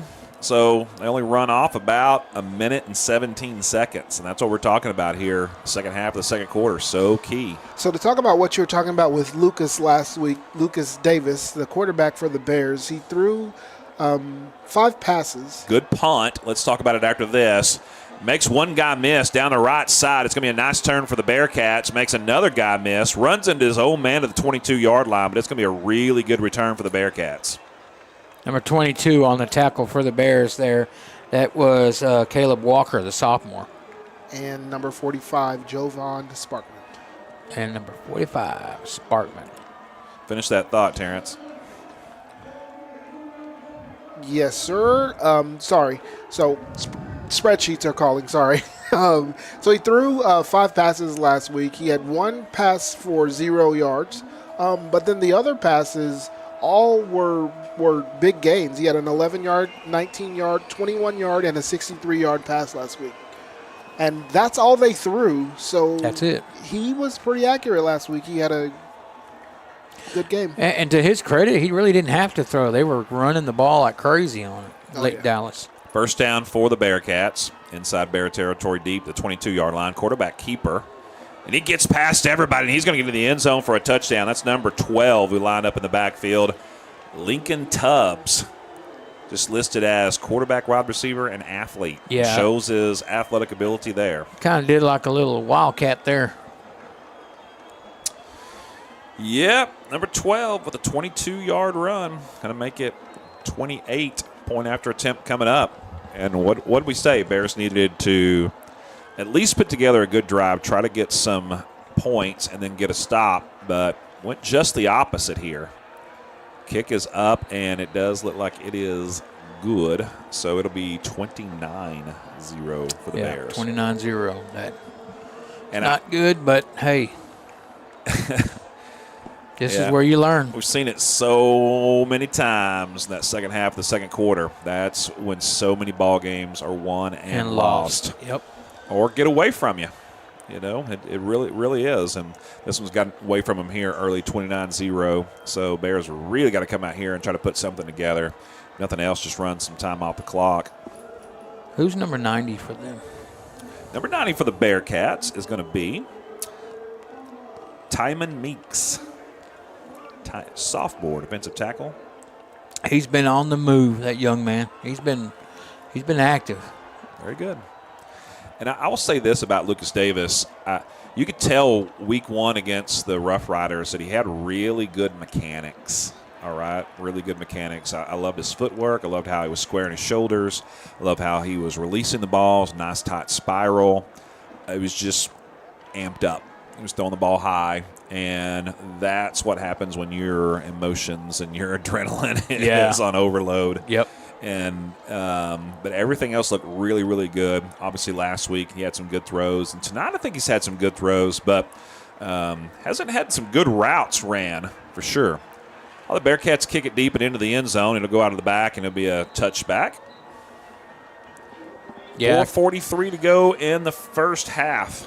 Last week, you could tell he was much calmer. You could tell he was more into the game. Even when it was lots of running, you could tell he was in command. Best starting field position of the night for the Bears has been on their own 34. Every other time has been on the right around the 25, the 26. They started on their own 25, 30, 25, 26, 34, 25, and now 25. So every time the Bears have had to go 70 to 75 yards against this really good defense, and they have to do it here again. But they need to buckle down and get something going. 3 wide receiver set, handoff inside. Nice run, breaks a tackle, and then dives forward to the 30, gain of 5. Good job by the Bears blocking on that, and it was good cutback by Coleman for the Bears. Coleman on the carry from Davis. 2 wide receivers in the game. That's going to be number 12 and number 14 for the Bears. Kerrigan got him Roberts. a heck of a block downfield. He drove his guy to the 20 ground. yards, 20 yards down the field. Carr also checking into the game. So 3 wide receiver set. Handoff inside. Makes first guy miss. Gets to the second level. Is going to get a first down for the Bears. Gain of about 6. So nothing else. The Bears get a fresh set of downs here and can continue to sustain this drive. Well, I tell you what, there's a game going on here at receiver. Yeah, Kerrigan has to check out his helmet coming out. A lot of blocking downfield between him. I think those helmets are getting ripped off. Yeah. Yeah, I think it's happening a lot on purpose. I think they're pulling helmets off to help someone check out of the game. Not a bad strategy. All right, here we go. Ball at the 31-yard line, first down. 3-step drop, looking downfield, firing right through the hands, and then hit after that. But that was Love over there. Should have been a 3 or 4 yard gain, but it falls incomplete. I'll tell you what, he slipped coming coming out of his route, but still should have had that. That hit him right in the spot, in the right spot. When I saw him slip, I thought the ball was going to sail over his head, but it didn't. I mean, it hit him right in his hands. Should have had that one. It's a good throw. Yeah. Hit him right in the chest. Yeah, Davis doing a good job on that one. Yeah, he's keeping his throws down tonight. Definitely. 3 wide receivers once again. 2nd and 10. Handoff up the middle. Cameron Coleman bouncing to the outside, then cutting back inside. And he picks up about 3. Nice gain on 2nd down. It'll be 3rd and 7. And another helmet gets ripped off. Yeah. Yeah, and that's Carr again. Look, I'm going to tell y'all something right now. Me, Number 7 actually ripped that helmet off. Yeah, I think that is something that's happening here. So something the coaching staff can start pointing out and see if we can get a penalty call. They just took him off the field. I think they just realized that. Switch. I think he just flips. I think he's just flipping sides. No, and there's too many men on the field, isn't there? No, let's see. All right, 3rd down and 7 for the Bears. 3 wide receivers. 1 tailback, 3-step drop, quick toss, almost picked off. That would have been a pick 6. Couldn't handle it, though. That was number 7 on the defense out there. Yeah. He was shooting for number 14. Yeah, Roberts over there. The sophomore. Could not hit him. Nice job by number 7 on the defense there for the Bearcats, Adrian Fuller. I think he's the guy that's been ripping off helmets. Yeah. I just watched it. That's why I know. All right, so 4th down. Bears forced a punt again. Saw Sato be back at his 25. Deep man for the Bearcats, also on his own 25-yard line. Kick is high, gets it off, end over end. Fair catch called, and then fumbled. And I think the Bears have it. I think he recovered it back. I don't know. Let's see what we got. The Bears jumped on it for a second. If they got it back, I don't know how. I mean, wow, they are going to maintain possession. What sure did look like that was fumbled, and the Bears fell right on it. It just couldn't secure it when they fell on it, I guess. No, it looked like it bounced right back to him. It actually squirted right back to him. Ball at the 37-yard line for Aledo. I was looking for at the scoreboard, see if we got a replay on that one, but not going to get it. 2:47 to go here in the half. Bearcats up 29-0. They've got the ball on their own 37. Set and ready to go. Bears lined up defensively. 3 wide receivers for the Bearcats. Trips right. All right, Bears got to get some pressure. We got to make some stops. 1 tight end on the left. They love to run out of this formation. They haven't thrown out of this even once. They do hand off once again. Gilroy up the middle, number 1, and he's going to get a nice gain into Bear territory, slinging a would-be tackler, and then finally helped out and forced out of bounds. So that was a really nice run that time. Yeah, that's number 11, Lucas Galloway, on that tackle for the Bears. Racine Gilroy Jr., 5'10", 176 pounds for the Bearcats. Gets all the way into the Bear territory to 34-yard line. Nice run. All right. Clock stops temporarily to get the change set. 2:36 to go in the half. First down Bearcats, 1 man in motion. Fake the toss to him, looking downfield, firing across the middle. Has a man on the deep slant. Diving opportunity to catch it, but it falls short and cannot come up with the catch. Boy, I tell you what, he made a break back to the middle on that post pattern and was wide open. Jamal Hollister. Just a deep slant is what that was. Yeah, right at the goalpost, and couldn't come up with it. QB let him just a little bit on that one. Hey, I'll give it to him. He did everything he could. He dove out and laid out for it. McElree led him a little bit. Trips right this time. Once again, see if they run out of this formation. They do. Quarterback keeper, though. Little read option. And that's something the Bears can pick up here in the second half is when they run up trips one way or the other. Yeah, they're running it's a read option every time up the middle. Number 34 on the tackle for your Bears. That's going to be David Arizola. Ought to be 3rd and 3. Bears trying to get a stop here. Approaching 2 minutes left in the half. Bears just trying to buckle down here, do everything they can to keep Bearcats out of the end zone before halftime. 3 wide receivers, 2 right, 1 left. 1 H-back, 1 tailback. QB hands off. McElroy once again hitting the backfield. And he's going to be brought down. Looks like number 3 back there was pretty quick for the Bears, Mandy. Number 99 on the tackle for the Bears. That's Plemons. Colton Plemons. Ball comes out, but it's after he hit the ground. So just enough for the first down. He needed about 3, got about 3.5. So first down Bearcats, inside 2 to go, 1:46 in the half.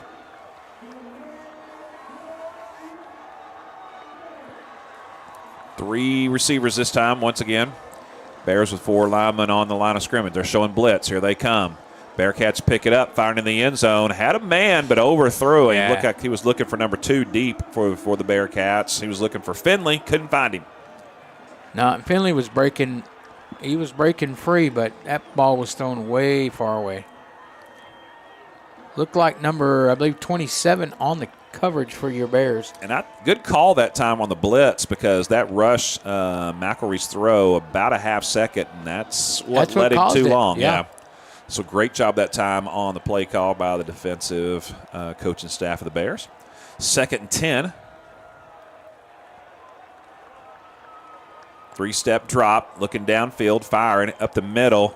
Receiver gets kind of tripped. Oh, he just tangled up his feet with the cornerback, and they threw a flag in just because he raised his hand. Yeah. That was not interference whatsoever. That's just them running and their feet getting caught up together. That's a really, really bad flag. And I seriously doubt they're going to pick it up, though. Yeah, they're going to call pass interference. Yeah, that's just a really bad call. Yeah, I mean, those are the feet getting tangled up. That happens. That ball was high. It wasn't going to be caught. You know, they're just running along. Your feet get tangled up. You trip up. Both players tripped up a little bit. That's just not a good call. All right, moves it inside the 10 to the 8-yard line. 1:23 to go in the half. Trips right. They always run out of it. Here we go. Nope, this time they're going to throw. Set up a wide receiver screen and hit immediately, and it's going to be brought down near the 5-yard line. By a host of Bears. It's a good coverage that time. Picks up about 3, though. Gets just inside the 5 to about almost the 4. Inside 1 to go here in this one. Tackle made by Harris, the sophomore, number 61 for the Bears. 56 ticks on the clock, remaining in the half. Bearcats line up, trips right. Bears showing blitz. Handoff, left side. Caught from behind and then powering into the end zone is number 1, McElroy. And he just could not be brought down from behind. Looks like Plemons was in there trying to grab him, but he just had too much momentum going. Yeah. Might have been better grab him low. I think if he'd hit him low, he would have just fell into the end zone. He was doing everything he could to just grab him and hold him up. And a great try by Plemons for sure, but McElroy just had too much momentum going forward. Makes it 35-0, point after attempt. Pending. Snap is bad, but kick is off the goalpost and bounces right back to the Bears. So after a bad snap. I don't think I've ever seen live, that. isn't it? That's a live ball. Yeah, I don't know why they blew He that caught dead. it off the goal. He Caught it off the goalpost. Right. That's a live ball. I think you can catch it off the goalpost, and he did, but they blew the whistle dead. He could have turned and run with it. Could have That's a run. live ball. That's the hardest I've ever seen a football hit a goalpost, though. You see the snap on that? That was horrible. The holder did all he could to keep it from getting it up. But I was worried about our goalpost. That hit so hard and shook it so bad. We're going to need to check that after the game. I could hear it, up here in the booth. That was wild. And then it did bounce right back to a Bear player. But and they blew that's it still down. a live ball. Yeah, I know it is in – I mean, maybe it isn't in high school. I don't know. Yeah, I feel like it is, at least in the NFL. But we know there are a lot of real differences. No one's complaining about it on the sideline, so I'm guessing that is the rule. Yeah, we'll ask the coaches later. Yeah, we can do that. We're right next door to them. They didn't seem too upset either. I'm not going to be talking to them until later Let them go this get week. something to eat. All right, fair enough. Second quarter still, 42 ticks left to go. I've learned to give coaches space. Kick is going to be This is returnable, I fielded think. at the 2-yard line. The Bears are going to return it. That's Carr, I believe. Got a nice seam up the middle. Bounces off a couple of guys, so a nice run by Carr up near the 35. And his helmet comes off. His helmet did come off, but I don't think it was ripped off. I think it might have been knocked off. He had a lot of momentum going when he was hit. I'll tell you what. Some extracurriculars going on down there, but no flags. No flags. Oh, number 6 for your Bears. That's going to be Wash. He was putting a business on the block in there. That was a good job. 36 ticks on the clock. Bears just don't want to do anything here to cause a turnover or an INT or anything like that. Just pick up some positive yardage here, run some clock, maybe take a shot deep. Don't do anything to put yourself in a bad situation. 3 wide receivers set. I say give it to Coleman. And they do. Up the middle. Bounce into the outside. No, it's Houston, actually. That's number 1 for the Bears on that carry. That's going to be two. Jordan Houston, the junior. All right. Inside 30 to go. See if the Bears are going to run another play or not. Looks like they're going to try to get one in here. 21 on the game clock. A lot of standing around now, so either Bears got 33 yards on that kickoff return, and that's what I was saying earlier.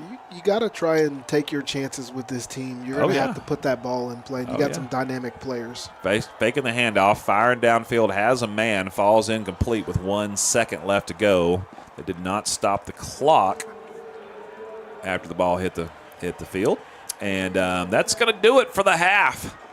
So it looks like that will be the last play. Score 35-0. Bears down big here, but looking to regroup and try to get back this one in the second half. Thanks for joining us here on the BBN. We'll let you listen to some of our sponsors here at halftime. And in just a little bit, we'll be back. Got a special guest tonight, right? Yes, we're going to go down and get that special guest here in just a little bit. All right. We'll let you know who that is shortly here just before the third quarter. We'll talk to you soon.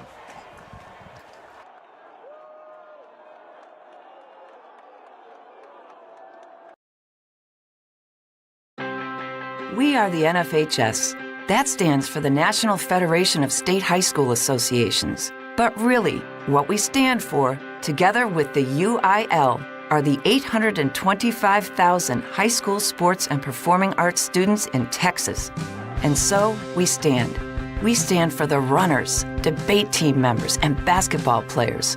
We stand for their coaches, officials, and adjudicators. We stand for the drummers, football players, and actors. We stand for the golfers, singers, and swimmers. We stand as the national leader and advocate for these essential activities and all who participate in them and make them possible. Because it is our purpose to ensure that high school students get to play, perform, and compete together. To learn more about who we are and what we stand for, visit nfhs.org. If you're like me, you love a good snack or a hearty sandwich while watching football or your favorite sports on the weekend, well, a great place to head over to then is Charlie's Philly Steaks. They'll take care of you and they'll fill you up and you'll be excited to go back over and over again. They're located at 9521 White Settlement Road.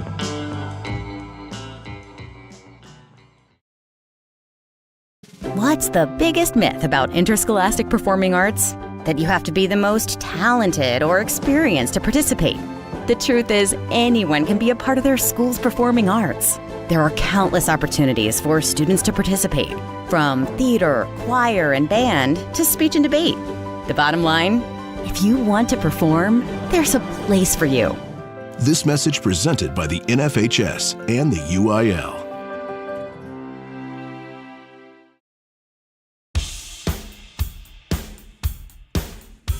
It's halftime on the BBN. I'm your host, Donnie Foster. We want to thank you for listening. Now, during halftime, we are playing ads from all of our sponsors. These local businesses and organizations make this broadcast possible. So take note of each business and organization and be sure to visit them soon. When you do, let them know you appreciate their involvement in Brewer High School and our community. If you would like to become a sponsor, well, there are many ways to get involved. Just send us a message through one of our social media accounts, and we will help you join the team. Go Bears! All right, folks, let's get started. Parents, thanks for coming. As many of you know, I'm Coach Mather. Tonight I want to talk about the season, of which I only have one expectation: that everybody gets stronger. When I say get stronger, I'm not referring solely to physical strength. Sure, we'll be in the weight room, we'll be running stairs, but we're also going to focus on developing mental toughness and grit, because those are the characteristics that allow us to achieve greatness both on and off the court. So, how do we develop those things? By getting comfortable with a challenge, by cultivating the confidence necessary to overcome adversity in all forms. That's why I coach. That's my purpose. Every member of this team can lean on me, and I'll teach them how they can lean on themselves and each other. This message presented by the UIL and the Texas High School Athletic Directors Association. One of the best innovations in my lifetime is the emergence of rehab facilities that help us recover after surgeries and medical procedures. Baylor Rehab Facilities are right here in our area and can be found through a simple Google search. The fine staff at Baylor is always ready to help you recover and get back to enjoying life at the fullest. Thank you, Baylor, for being an awesome part of our community. Attention high school sports fans, are you an armchair official? You know, the parent or fan who constantly yells at the referees and loves to let everyone know just how bad you think they are. Well, if you think you could do better, then get in the game and prove it. It's time for you to suit up and make the calls where they actually count. Every sport in Texas needs more officials. Sign up today at highschoolofficials.com. Something everyone appreciates is loyalty. We have two very loyal sponsors here on the Brewer Bear Network, and that's Chili's and EECU. Chili's Bar and Grill, located at 300 Clifford Street, one of the most popular places to eat and just hang out with your friends in the entire area. Head on over to Chili's and check out their fantastic menu and tell them you heard about them on the BBN. And of course, EECU, a fantastic credit union that takes care of all of your needs. They're located at 9350 Clifford Street. They have a friendly staff and would love for you to come in and visit them so that they can serve you. Thank you, Chili's and EECU, two of our most loyal sponsors. So let's show them some loyalty and head on over and check out their services.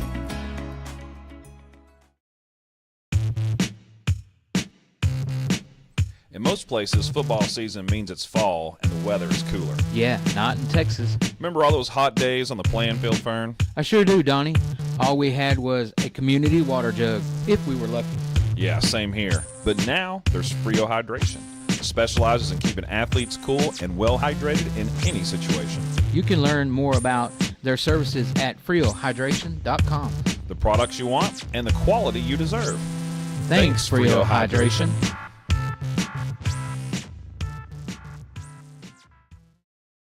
I love playing sports, especially for my school.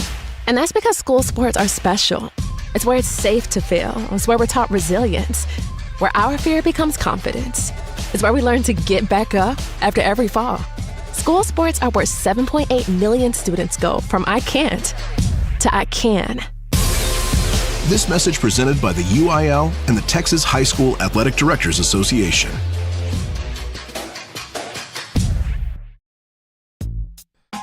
Terrence, now that we're getting older, I prefer to say we're getting wiser. hey, I like that. Anyway, now that we are wiser, what's a good option for delicious but healthy eating? It's got to be Jason's Deli.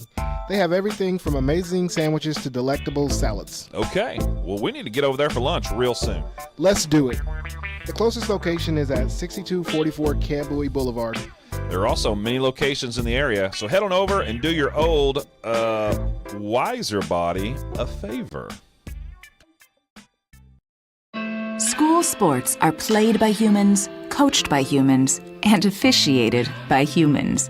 So the next time you're sitting in the stands at a school athletic event, please remember this and maintain your humanity, especially when it comes to judging and critiquing athletes, coaches, and officials. Please show your fellow humans some respect. They'll appreciate your empathy. This message presented by the UIL and the Texas High School Athletic Directors Association. If your business or restaurant is in need of fresh produce, then you're going to want to visit premierproduce.com and learn about all the great services provided by Premier Produce. They're located at 8125 Western Hills Boulevard in Fort Worth. Check them out for all of your produce needs. Then one of our favorite sponsors here on the Brewer Bear Network is Jimmy John's. Jimmy John's has several locations nearby. Check out one of those the next time you're hungry for some delicious food.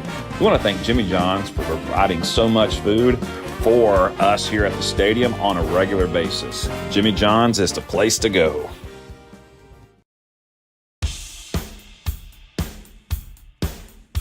It's halftime on the BBN. I'm your host, Donnie Foster. We want to thank you for listening.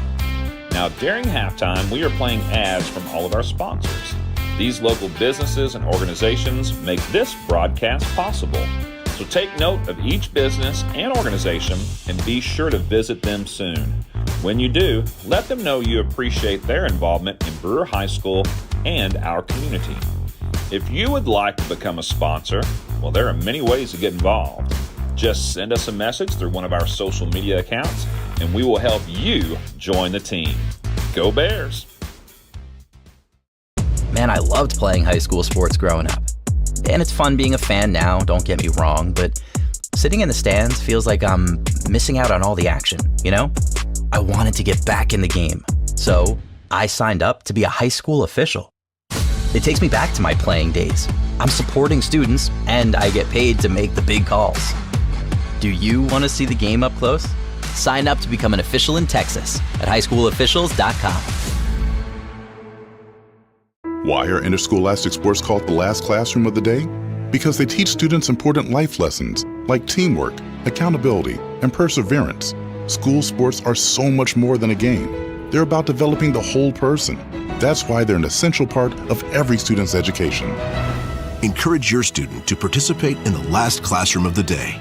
Interscholastic sports in Texas. This message presented by the UIL and the Texas High School Athletic Directors Association. Donnie, the other day I cut myself and thought I was going to need stitches. Did you go to the ER? Nah, I just put some duct tape on it and called it a day. Besides, the nearest ER is too far away. Hey, not anymore, Fern. Medical City of White Settlement is located at 9650 White Settlement Road, right on the corner. Seriously? Serious as a heart of. Wait, maybe we shouldn't use the phrase during an ad for a medical facility. Good call, Fern. But when you need emergency care, call Medical City of White Settlement at 682-610-6100.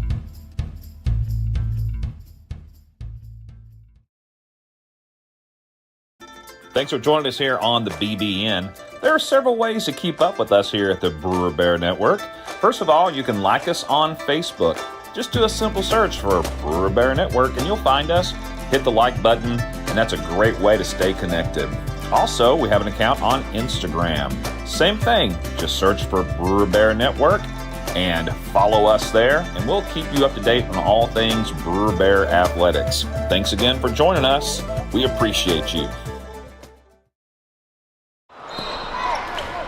Have you noticed bad behavior has become normalized at interscholastic athletic events? Some fans seem angry. They lack civility toward one another. Some even get aggressive and unruly. Time out! What is going on? This has to stop. Let's not forget, school sports aren't just about winning. And they're definitely not an excuse to take your frustrations out on the official or the opponent. They're about teaching lessons like perseverance, respect, and empathy, so students can learn and grow as people, not just as players. We all have a role to play in setting a good example for our students and teaching them these important values. So fans, it's time to step up your game and behave positively at interscholastic athletic events in Texas. This message presented by the UIL and the Texas High School Athletic Directors Association.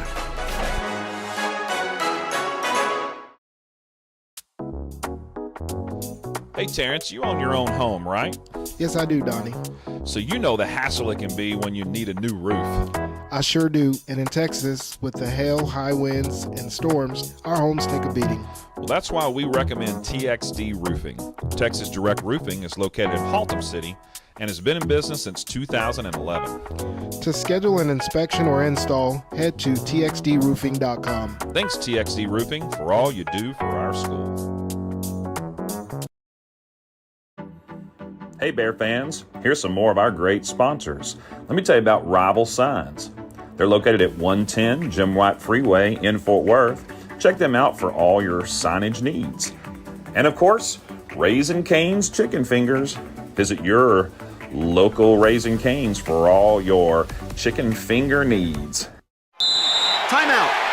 All right. Remember, we're a team that plays together. Listen, the winning will take care of itself. We just have to get everyone involved.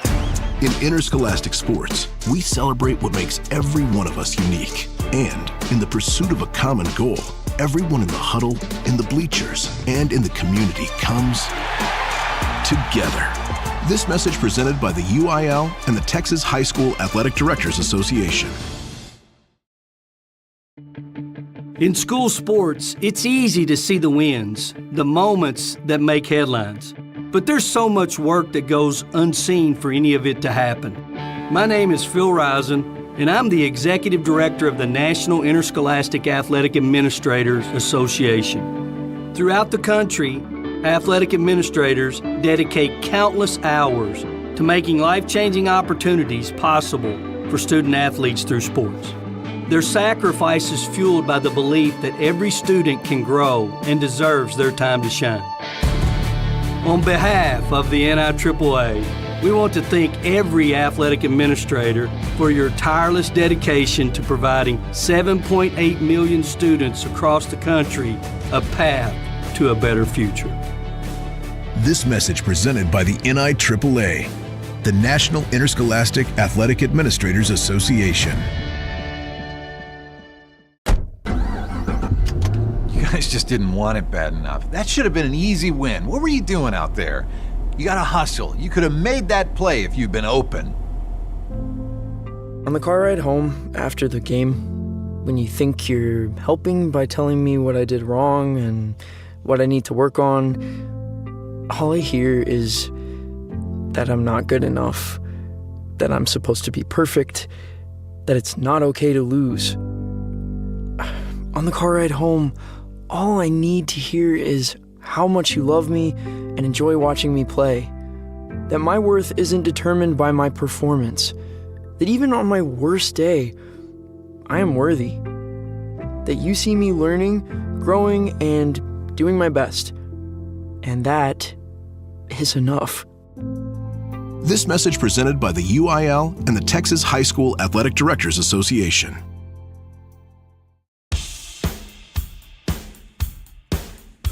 It's halftime on the BBN. I'm your host, Donnie Foster. We want to thank you for listening. Now, during halftime, we are playing ads from all of our sponsors. These local businesses and organizations make this broadcast possible. So take note of each business and organization and be sure to visit them soon. When you do, let them know you appreciate their involvement in Brewer High School and our community. If you would like to become a sponsor, well, there are many ways to get involved. Just send us a message through one of our social media accounts, and we will help you join the team. Go Bears!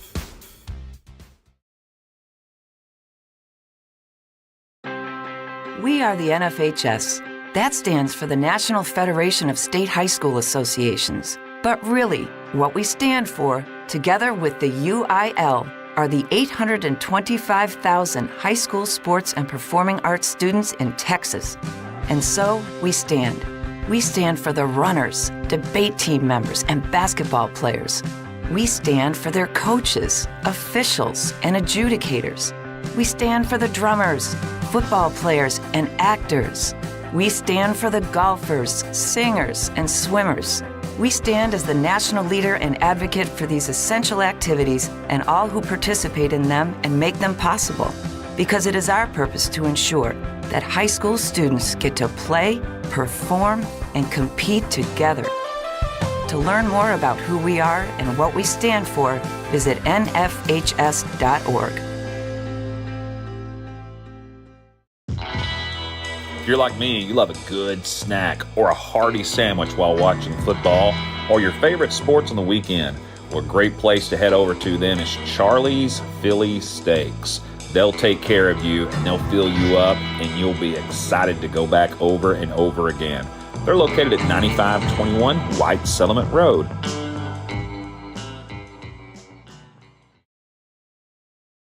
What's the biggest myth about interscholastic performing arts? That you have to be the most talented or experienced to participate. The truth is, anyone can be a part of their school's performing arts. There are countless opportunities for students to participate, from theater, choir, and band to speech and debate. The bottom line, if you want to perform, there's a place for you.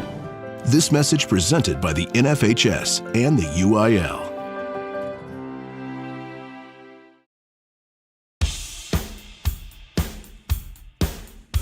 It's halftime on the BBN. I'm your host, Donnie Foster. We want to thank you for listening. Now, during halftime, we are playing ads from all of our sponsors. These local businesses and organizations make this broadcast possible. So take note of each business and organization and be sure to visit them soon. When you do, let them know you appreciate their involvement in Brewer High School and our community. If you would like to become a sponsor, well, there are many ways to get involved. Just send us a message through one of our social media accounts, and we will help you join the team. Go Bears! All right, folks, let's get started.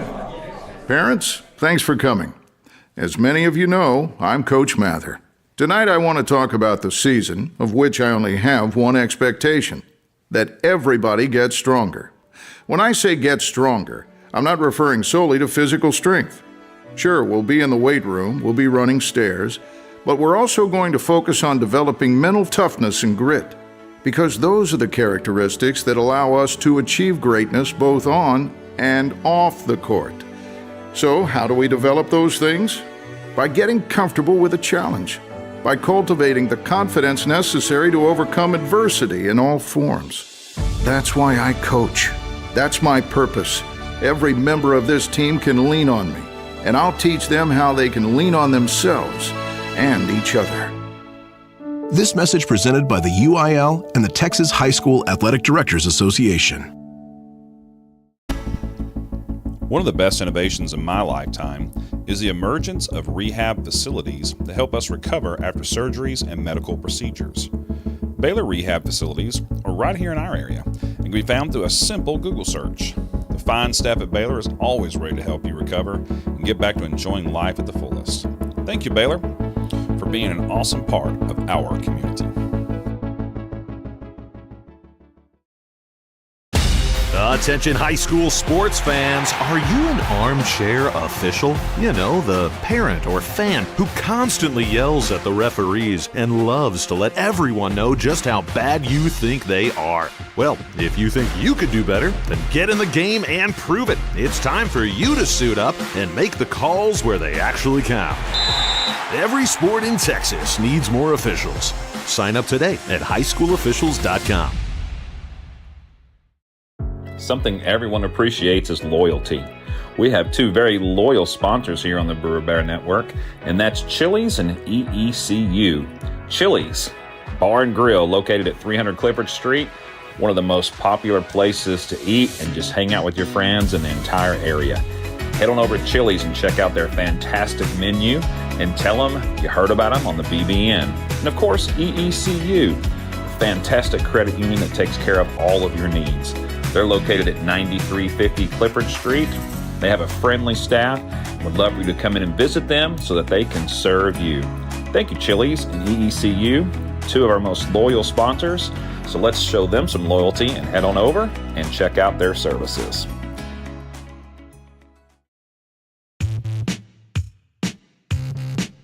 In most places, football season means it's fall and the weather is cooler. Yeah, not in Texas. Remember all those hot days on the playing field, Fern? I sure do, Donnie.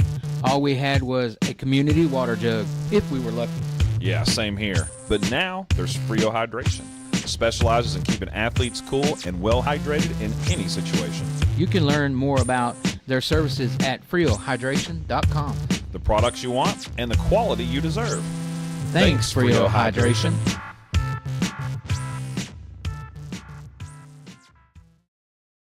I love playing sports, especially for my school. And that's because school sports are special. It's where it's safe to fail. It's where we're taught resilience, where our fear becomes confidence. It's where we learn to get back up after every fall. School sports are where 7.8 million students go from I can't to I can. This message presented by the UIL and the Texas High School Athletic Directors Association.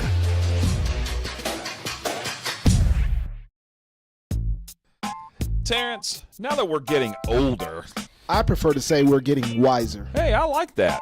Anyway, now that we are wiser, what's a good option for delicious but healthy eating? It's got to be Jason's Deli. They have everything from amazing sandwiches to delectable salads. Okay, well, we need to get over there for lunch real soon. Let's do it. The closest location is at 6244 Camp Bowie Boulevard. There are also many locations in the area, so head on over and do your old, wiser body a favor.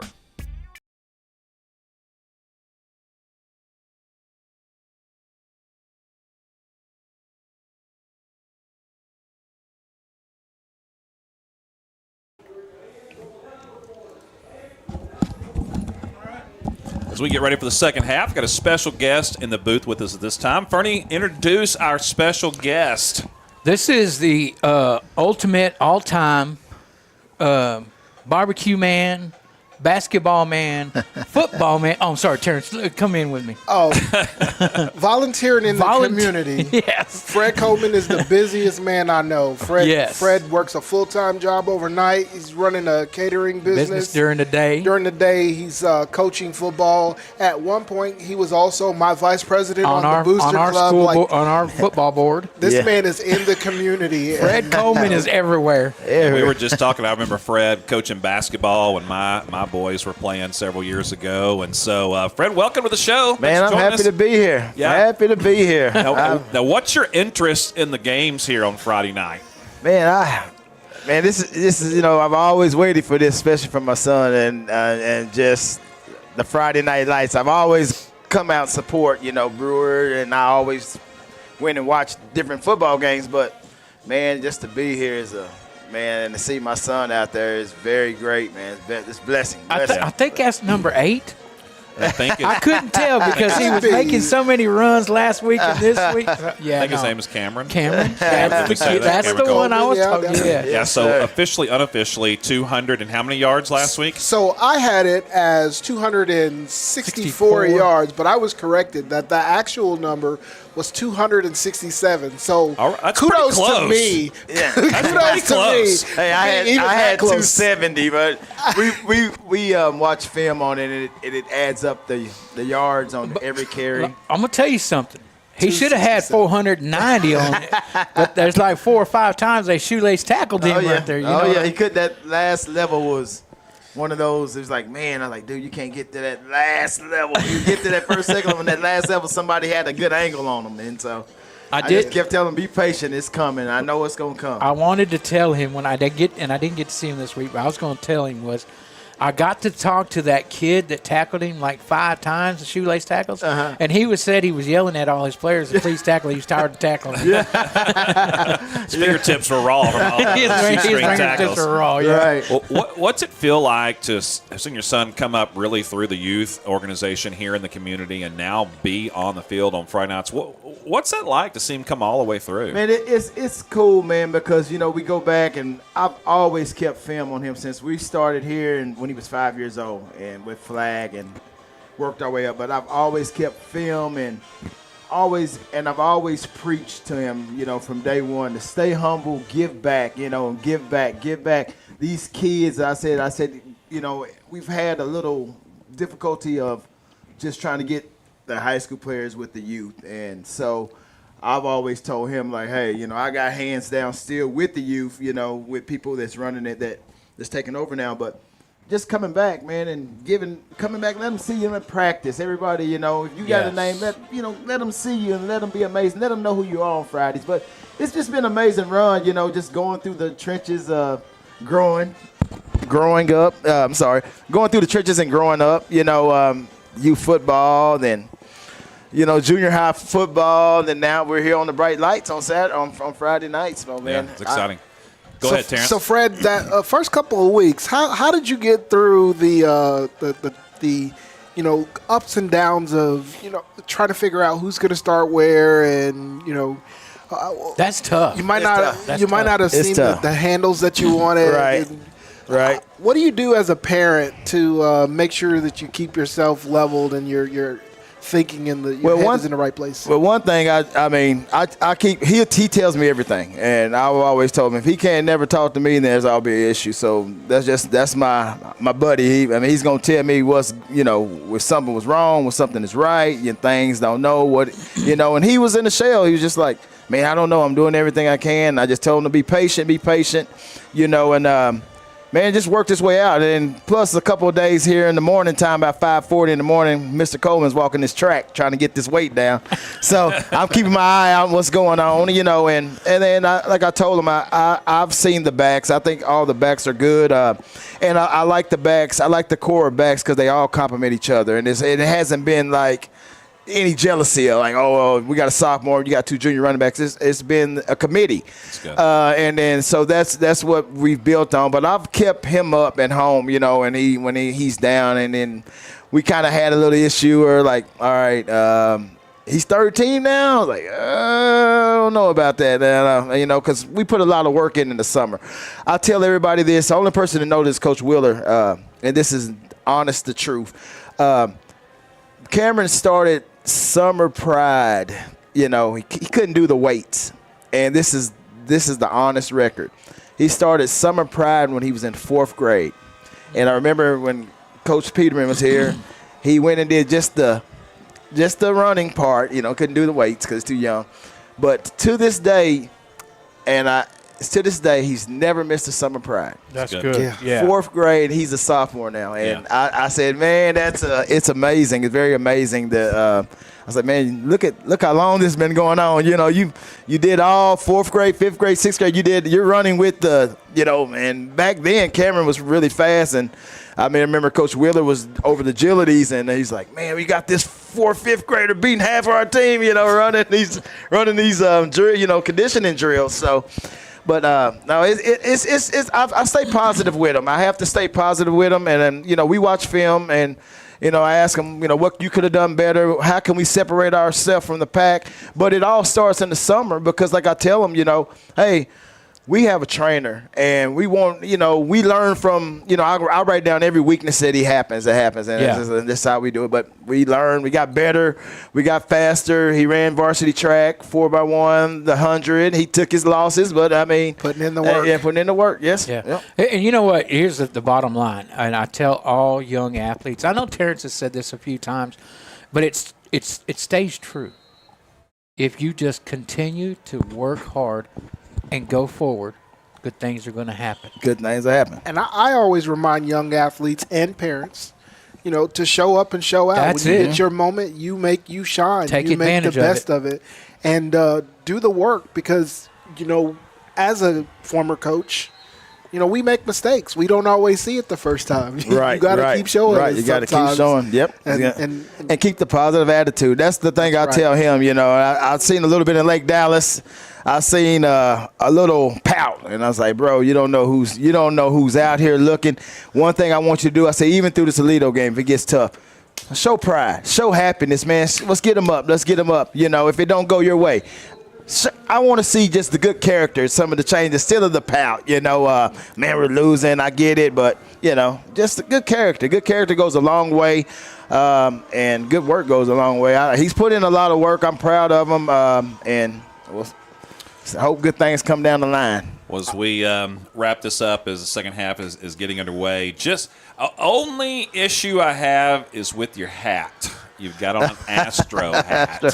And so I'm not sure what's going on with that. I don't know. We're going to just let it slide. Yeah, let it slide because I'm not an Astro fan. It just was a nice-looking hat at the time. I think I had something black to wear with it to make me look a little slim one day. I like that. Much better. Much better. Remind me to find a black Texas hat. We'll find him one. Hey, I have one. I have a Texas Rangers black hat, and I wear it to work all the time. Very good. Well, Fred, thanks for joining us, man. We appreciate it. Thanks for being on the show, and looking forward to continuing to call Cameron's name a lot over the next 3 seasons. Yeah, absolutely. Hey, thanks for having me. Right. Y'all have a good night. We appreciate it. Go Bears. Absolutely. Go Bears. Thank you so much. Appreciate it. Yes, sir, indeed. Thank you. All right, hey, before you get out of here, we need to get a picture. Okay. So I know we're still in the air, but we're going to just take a little selfie here, or little pic. I'm going to get John to take that for us as we get in here. I'm just taking pictures live on the air. That's always fun, right? Everybody's like, this is great radio. All right. Thank you, guys. We appreciate it. Thank you. All right, so the Bearcats take the opening kickoff deep into Bear territory all the way to the 48, their Bear 48-yard line. And then 3 plays later, get into the end zone. So quick score here for the Bearcats early in the third quarter. So less than 30 seconds off, or just a little over 30 seconds off the clock. And got another touchdown. So it is 42-0 is your score at the moment. Well, I tell you what, Bears going to need to stiffen up on defense. And I'm excited. I'm ready to see Coleman run the ball a little bit more. Hopefully we can get Davis to throw that ball a little bit more and open up some of that run for Coleman. I think that's what the Bears need. And sustain a drive. Let's get a drive going. Well, we did get a clarification on the rules about the ball hitting the upright. It is a dead ball. Dead ball. Okay. Yeah, there was some confusion on that. And if it's blocked, of course you can return it. We know that. But hitting the upright is basically like going out of bounds. Considered out of bounds. Makes sense. Yeah. And everybody I asked at halftime was like, no, I thought that should have been live, and looked it up, and sure enough, it's not. Just one of those easy misconceptions. I got you. So unlike baseball, when it hits the foul pole, it's fair. But, again, the play's still over. And it makes sense that it's on the back of the end zone. It's parallel to the back of the end zone, and thus vertically it would be out of bounds. Yeah, if makes sense. Yeah, if it doesn't hit anything, it's definitely flying out of bounds for sure. Okay, so the Bearcats score quickly, and they're ready for another kickoff here. 11:29 to go in the third. Left-footed kicker once again, kicking it deep. And it'll go out of the back of the end zone. Bears will take over the 25. Yeah, that went right over the Bears' return man's head. That's number 25, Lucas Cantu, back there for the Bears. All right, so Bears started every possession of this game so far on their own end of the field. So they have had a lot of green carpet in front of them as they begin all of their drives. I think the best field position they had was, 34-yard line? Yeah, they were on the 34 a couple of different times.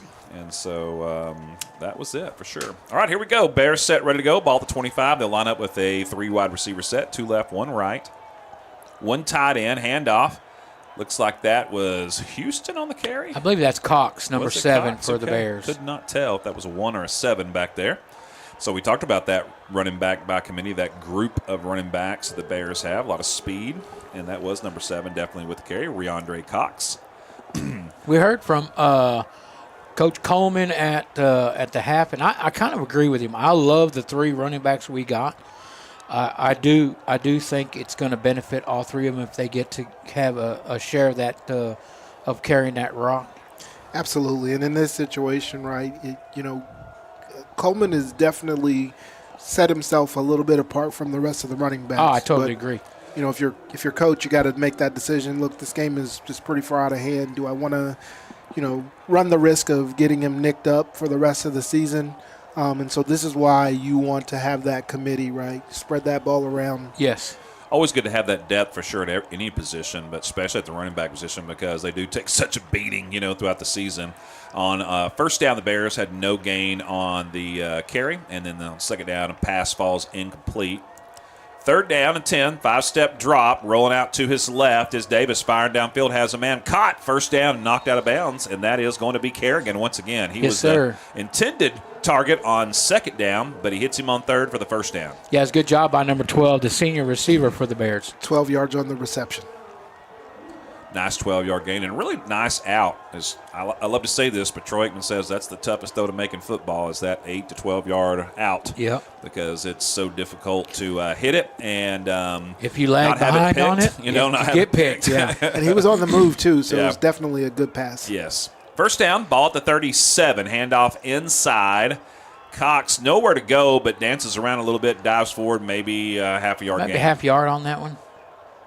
Number 7, the junior running back. They got him listed, I believe, as an athlete. Number 7, Cox for the Bears.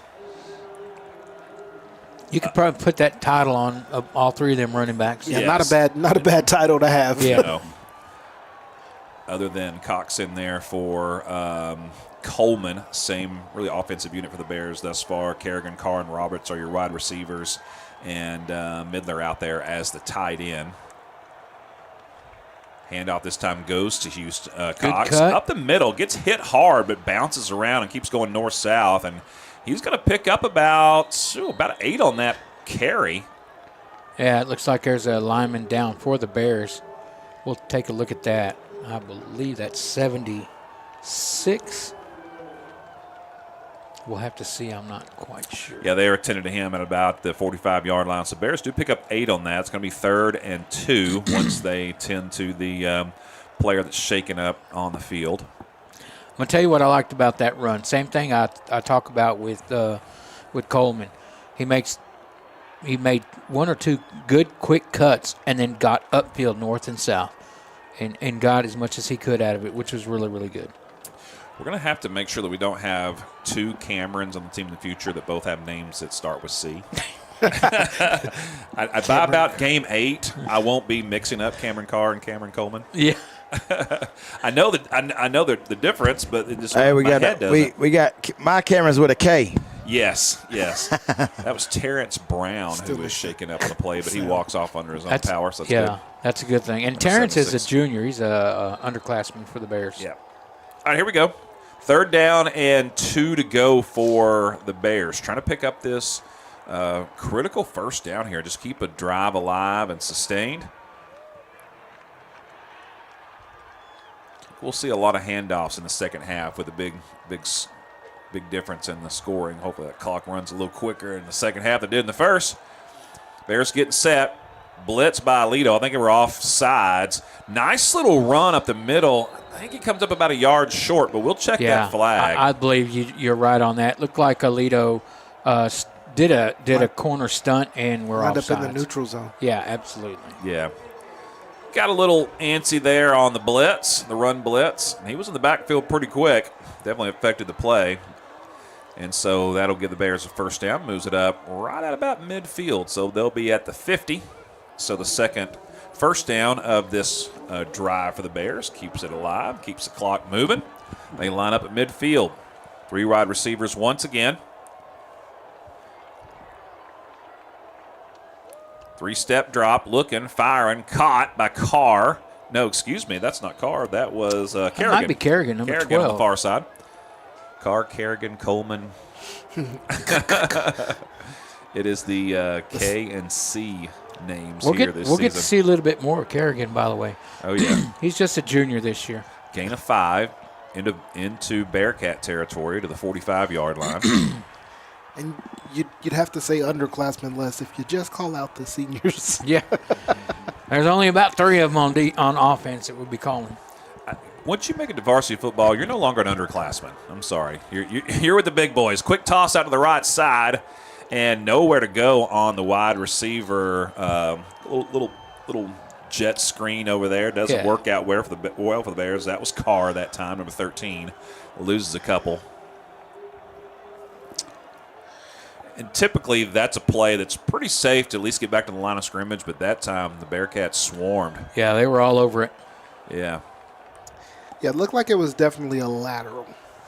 Straight down that line. The more I watch football, the less I like that play. It just doesn't net yardage a lot of times. It's just dangerous if you don't hit it either. Yeah, but you see it at every single level. Whoa. High snap, but handled by Davis. Now he's going to just have to throw it away, and he does a good job this time instead of taking the sack, throwing the ball away, gets back to the line of scrimmage. That's smart play by the quarterback. Yeah, but instead of fighting for a first down there, they had to throw it away. So after a 5-yard gain on first down, they go backwards, and it's 4th and 8. Bears forced to punt. And Salcedo will come back in. He'll be standing around his 40-yard line. Deep man for the Bearcats will be at about the 15.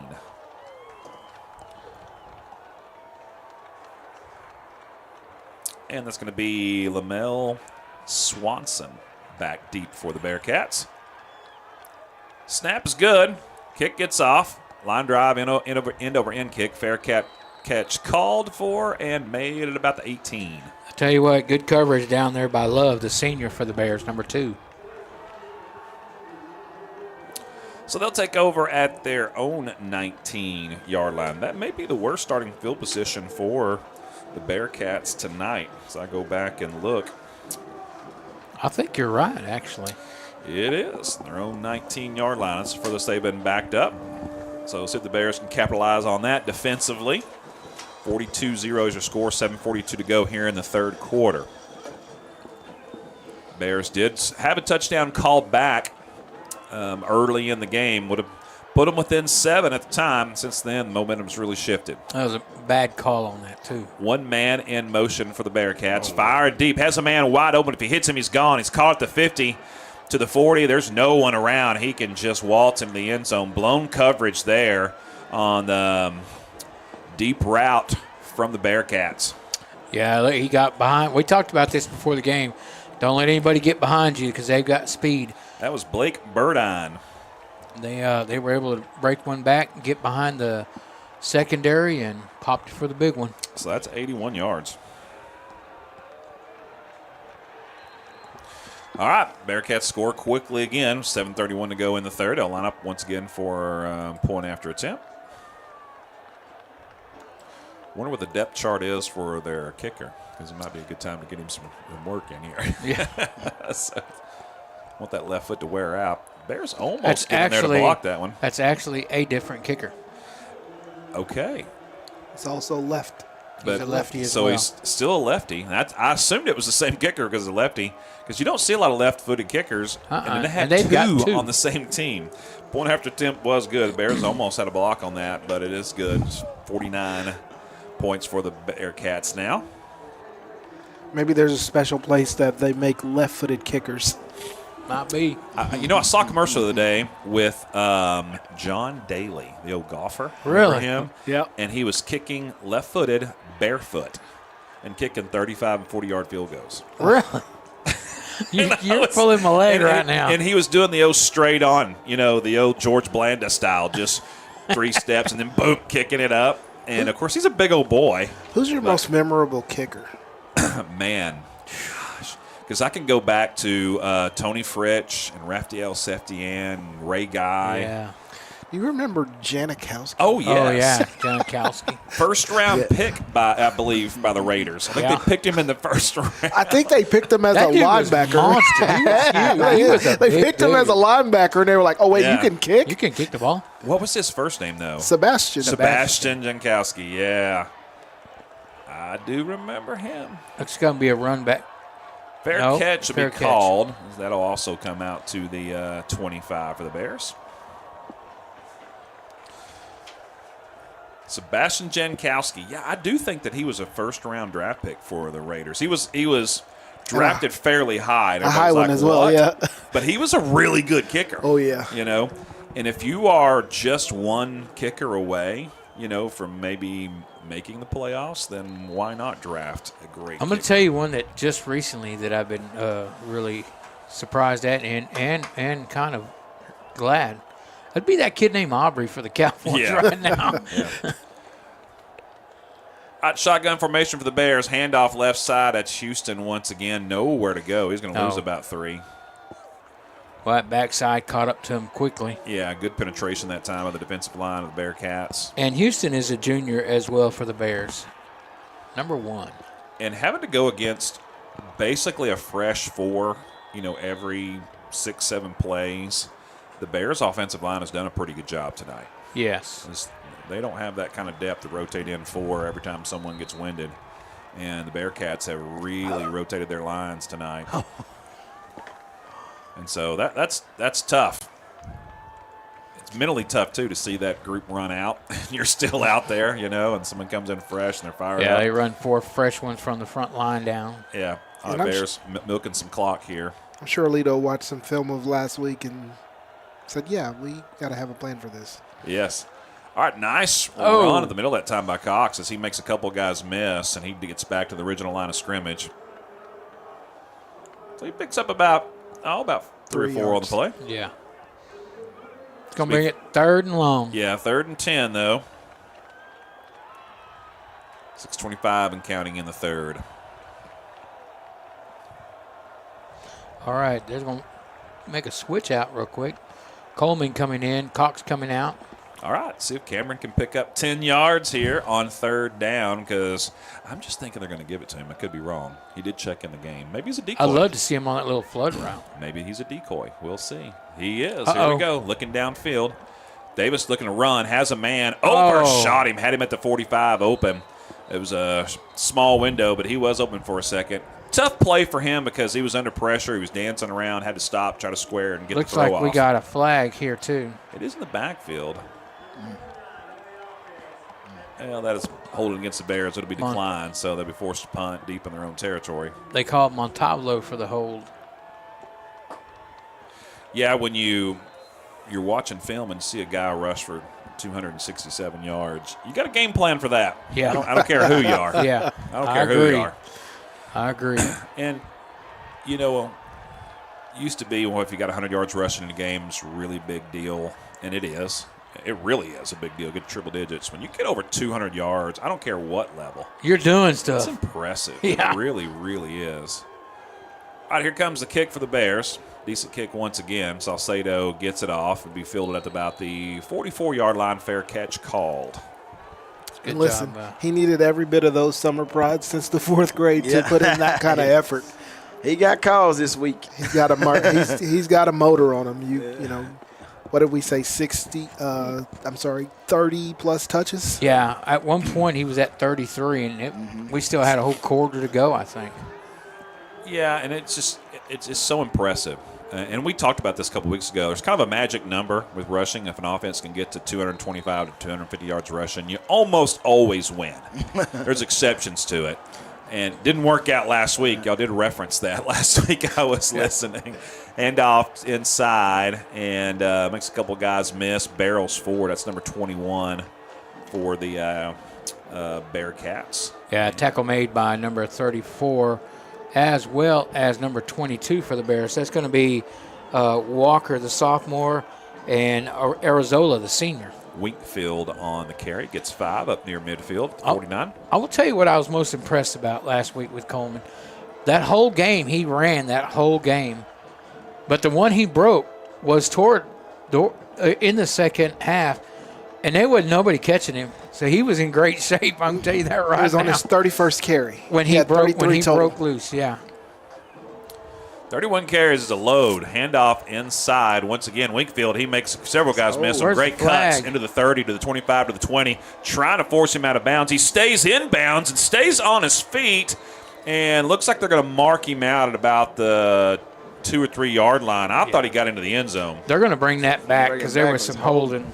Yeah. Multiple flags on the play. Also an injured player. Looks like number 70 is down for the Bearcats. They signaled touchdown. Peyton Williams. See, I thought he got in, but I also saw someone pointing at the sideline, so I wasn't sure.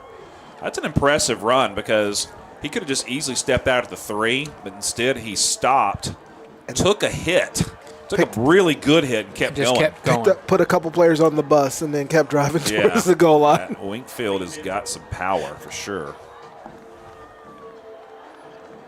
All right, still tending to the injured player for the Bearcats. And also checking the flags. So is this a spot foul?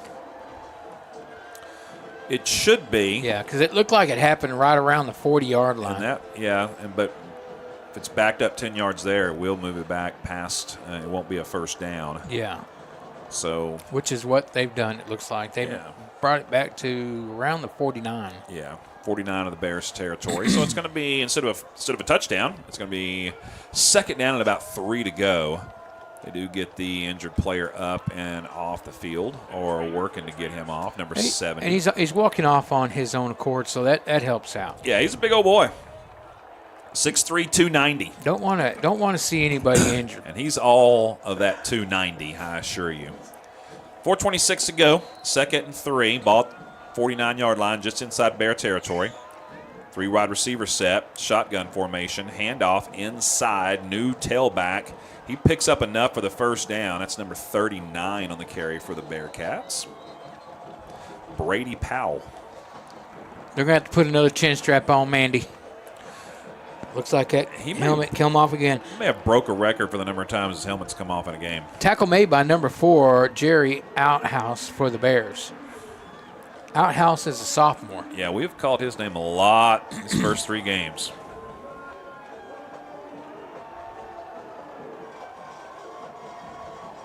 All right, first down, Aledo. Bears set and ready defensively. Once again from the gun, handoff, faked, quick toss, but it's batted down. Looks like that is number 87 for the Bears. He came in, substituted. Midler did from this last play. Came in and was playing defensive end. Sent Arizona, number 34, to the opposite side. Yeah, Midler.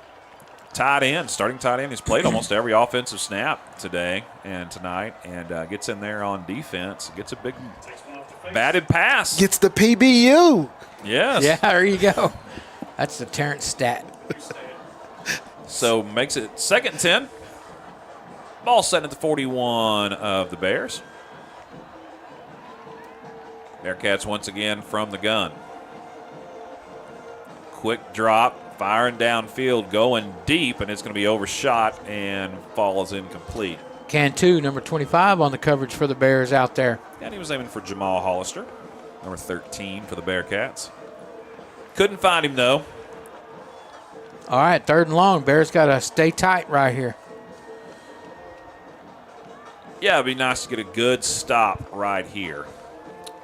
Number 3 is the QB for the Bearcats, and we do not have a name for number 3, not on the roster. He's in the gun, though, 3rd and 10. Quick drop, firing downfield, has a man wide open, caught at the 30, first down and more, makes one guy miss, bounces off a tackle, then falls backwards at about the 21. Looks like tackle is going to be made by number 6 for the Bears. That's going to be Wash, the sophomore. It's Lincoln Tubbs. So number 3 was a QB. Looks like he was running to the sidelines, so I'm not sure if he's coming back in or he's just getting a play over there. I think he is checked out. So number 12 is going to take over at QB. Tubbs. Maybe a little bit of wildcat formation here. First down, ball at the 20. He hands the ball off. Nice run at the middle. And almost untouched into the end zone goes Wingfield. Number 21. So 20-yard run on that touchdown. We got 2:42 remaining in the 3rd. Yeah, that's going to make it 55-0. And 83 now is the kicker. That's Peyton Schaefer. Kick is up, and it is good. 56-0. It's shocking they have 2 left-footed kickers. It really is, just kind of mesmerized by that. But I was talking about John Daly earlier, and You know, there used to be a lot of barefooted kickers back in the day. Yeah. They would kick Our barefoot. kicker in high school was barefooted. I'll never understand that. What do they have, iron toes? They don't kick with their toes. They're kicking it off their flat part of your foot. And he would boot. That's hard to do. We played a game in Brownwood, and it was freezing out there, and he was kicking it with no shoe, no sock, no nothing. Yeah, there's no way. Sorry. not gonna that. 2:42 to go in the third. 56-0 is your score. Aledo will be set to kick off here once again. Yeah, it looks like it's going to be the same two deep back for the Bears, number 13, Carr, as well as Cantu, number 25. Anything possible to return, I'd be returning if I was the Bears, just to try to get some good experience here, because you know this is a good special teams unit you're facing. Take a chance. I'm going to stand on that goal line, and anything short, anything right at the goal line or up, we're running it. So what y'all's take on the dynamic kickoff we're seeing in the Look, NFL? it's got me confused. I'm screaming at them, telling them run, and they're standing still, and ain't nobody moving. It's like statues until they catch it, and then they take it. It's just crazy. It is very weird. I will definitely, admit that. But thought about fielding that one a minute. Ooh. Did George? Like that's Cameron? Cantu. That's Cantu, number 25. But he was like, no, I'm not gonna do it. All right, so Bears come out to the 25. Have you gotten used to that? Well, I cannot see an NFL player just standing still till. I'm one of the weird guys that watches every preseason game. I'll watch all 4 quarters. I'll record it and watch it late at night. I don't care. I just like watching football. I do that too. I'm not going to say nothing. So I saw it so much in preseason that I'm kind of used to it. It's not about being used to it. It's weird. It is weird. Cox on the carry for the Bears, number 7. Yeah, he gets about 2, maybe 3 on the play, and it is interesting though because I feel like there's going to be more returns this way, and hopefully less injuries, which you never. What's your take on it? I don't like it. I'm still weirded out about it. Is Fred live? I think I'm still on here. Is it? What do you think about that? Have you seen that kickoff? They don't even move. Yeah, I don't like it. God, it takes away from the game. It takes totally away. All right, Bears spread it out, 4 wide receivers. Oh, good catch. Quick pitch and catch over to the 30-yard line. Gain of 5 on the play. What in the world's going on over there? A late hit from the Bearcats on another Bearcat. Number 24 nailed one of his own players on the far side and went flying backwards. I think it was 23. Kerrigan, number 12, on that catch for the Bears. Yeah, I think you're right. Quick toss over there. They give him 6 on the play, so it'll be 3rd and 4. Bears spread it out that time, 4 receivers. They bring in, looks like number 83, Josh Matthews, into the game. Yes. Matthews is another sophomore. Quick toss. Right through the hands that time. That was Love, the senior, number 2. Clyde Love. He's had a couple go through his hands tonight, so he'll kick himself when he watches the film on that and make that correction for sure. But he had enough, probably had enough for the first down. Yeah, I agree. Yeah, and if he breaks a tackle, he's gone. Nice little crossing route there, and a good pass from Davis. Hit him. Yeah, stride. You know what? Davis has calmed down since that first game. He's been on the money today. I'd have to go back and maybe look at some plays on huddle or something, but I feel like maybe he even altered his throwing motion just a little bit, coming a little bit, just a tick down from right over the top. But I have to go back and look at that for sure. Fair catch called on the punt at the 45 for the Bearcats, and so they'll take over at about their own 45-yard line with just under 17 to go. And we're now at the rolling clock point. No, I thought we were going to keep that clock rolling. I thought that the score had gotten enough differential. We were just going to roll the clock, but they did stop it. All right, they'll take over at the 45. With 14 seconds remaining in the third quarter. This will be the 11th possession of the game for the Bearcats. That's a lot. Yeah, the Bears have already had it 11 times. This will be the 11th for the Bearcats. They mark it right at about the 45-yard line. 3 wide receivers for them this time. Should be the last play of the third quarter. Hand off inside, hit in the backfield by Plemons. with those big old paws, he just grabs a hold and holds on, and eventually they bring him down. No gain on the play. Number 99, the junior defensive lineman for the Bears. Initial contact made in the backfield by Walsh for the Bears. All right, that'll do it for the third quarter. We'll take a real quick break and be right back. Hey, Bear fans, here's some more of our great sponsors. Let me tell you about Rival Signs. They're located at 110 Jim White Freeway in Fort Worth. Check them out for all your signage needs. And of course, Raising Cane's Chicken Fingers. Visit your local Raising Cane's for all your chicken finger needs. Hey, Terrence, you own your own home, right? Yes, I do, Donnie. So you know the hassle it can be when you need a new roof. I sure do. And in Texas, with the hail, high winds, and storms, our homes take a beating. Well, that's why we recommend TXD Roofing. Texas Direct Roofing is located in Haltom City and has been in business since 2011. To schedule an inspection or install, head to txdroofing.com. Thanks, TXD Roofing, for all you do for our school.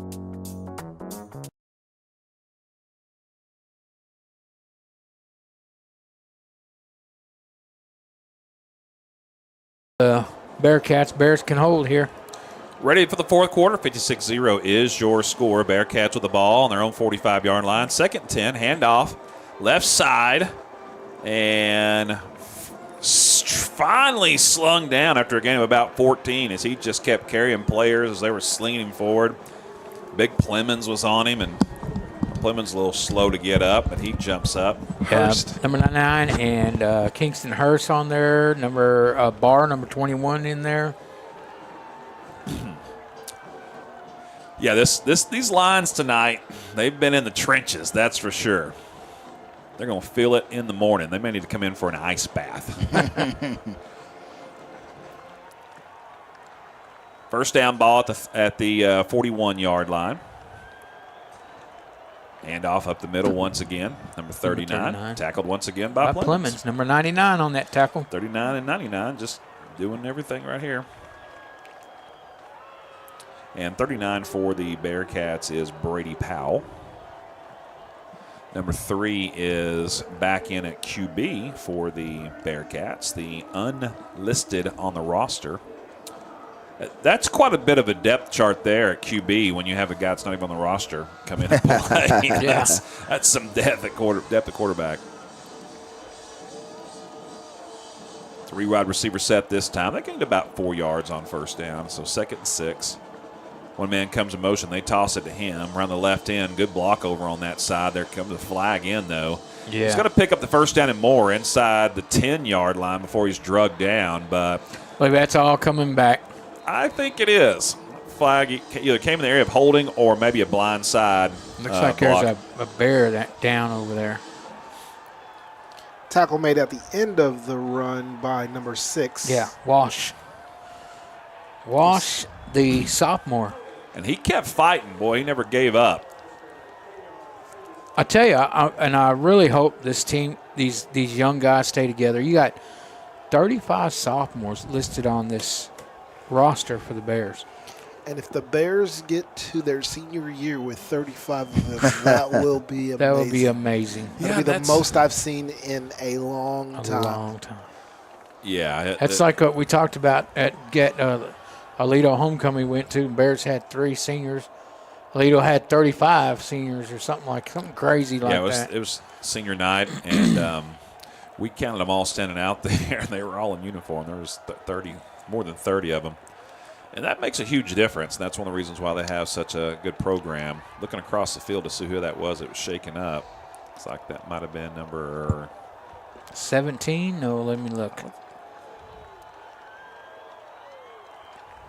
It's 27 for the Bears. Oh, yeah, 27. That's going to be Christian Mays, the senior. And kind of favoring that right arm. He is walking off on his own power, so that's good. They'll get him checked out. So as they make their way off the field, Bearcats get set up again after the penalty, moves it all the way back to the 48-yard line. So it's 2nd and about 17 to go. Instead of a ball inside the 10, moves it back near midfield. Injured player off, set and ready to go. 10:07 and counting here in the game.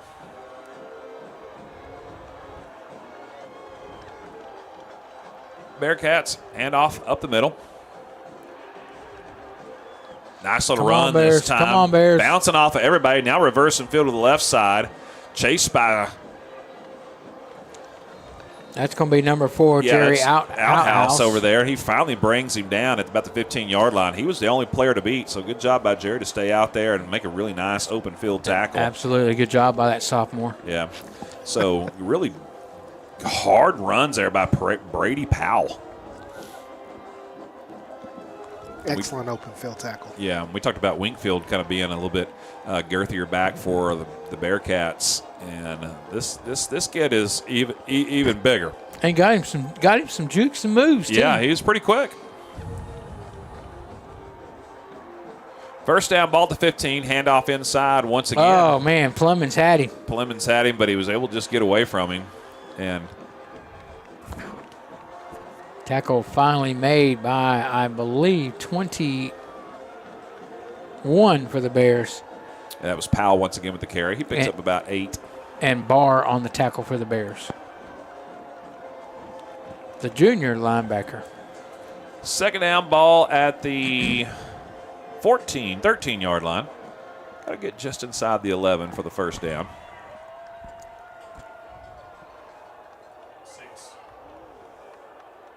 Excuse me, yes. Just got to get just inside the 6-yard line. Handoff inside, bounce to the outside. That's Powell, and he's hit at about the 3, dives forward to the 1. It's going to be a first and go for the Bearcats. Tackle made by, it looks like, 45, Jovan Sparkman, as well as 21, Barr for the Bears. So first and go, Bears trying to buckle down here defensively and put up a goal line stand. Bearcats have run a lot of different formations down here inside the 5. We've seen them several times. This time they split out 2 receivers wide out to the right. 2 tight end set. They do hand it off at the middle to Powell, and he powers forward in the end zone. Pretty simple that time and gets the touchdown. 62 is the score now. The point after attempt coming up. So the Bearcats have had 1 missed extra point, but they also made a 2-point conversion. Trying to see if they run another lefty out. It's the same one. There's 3 lefties that I'm calling foul. I'm sorry. It's got to be an investigation. Nobody can have 3 left-footed kickers. Oh, snap is fumbled. Holder's going to throw it into the end zone, though, and it's going to be caught for a 2-point conversion, caught by number 9. Yeah, they called fire, and he ran. Waldron Byers on that one. Went to the left-footed kicker store. Boy, they did, and found them a wealth of them. 64 is your score. Kind of reminded me of B.J. Clark last year when he threw the 2-point conversion pass into the end zone. Yeah.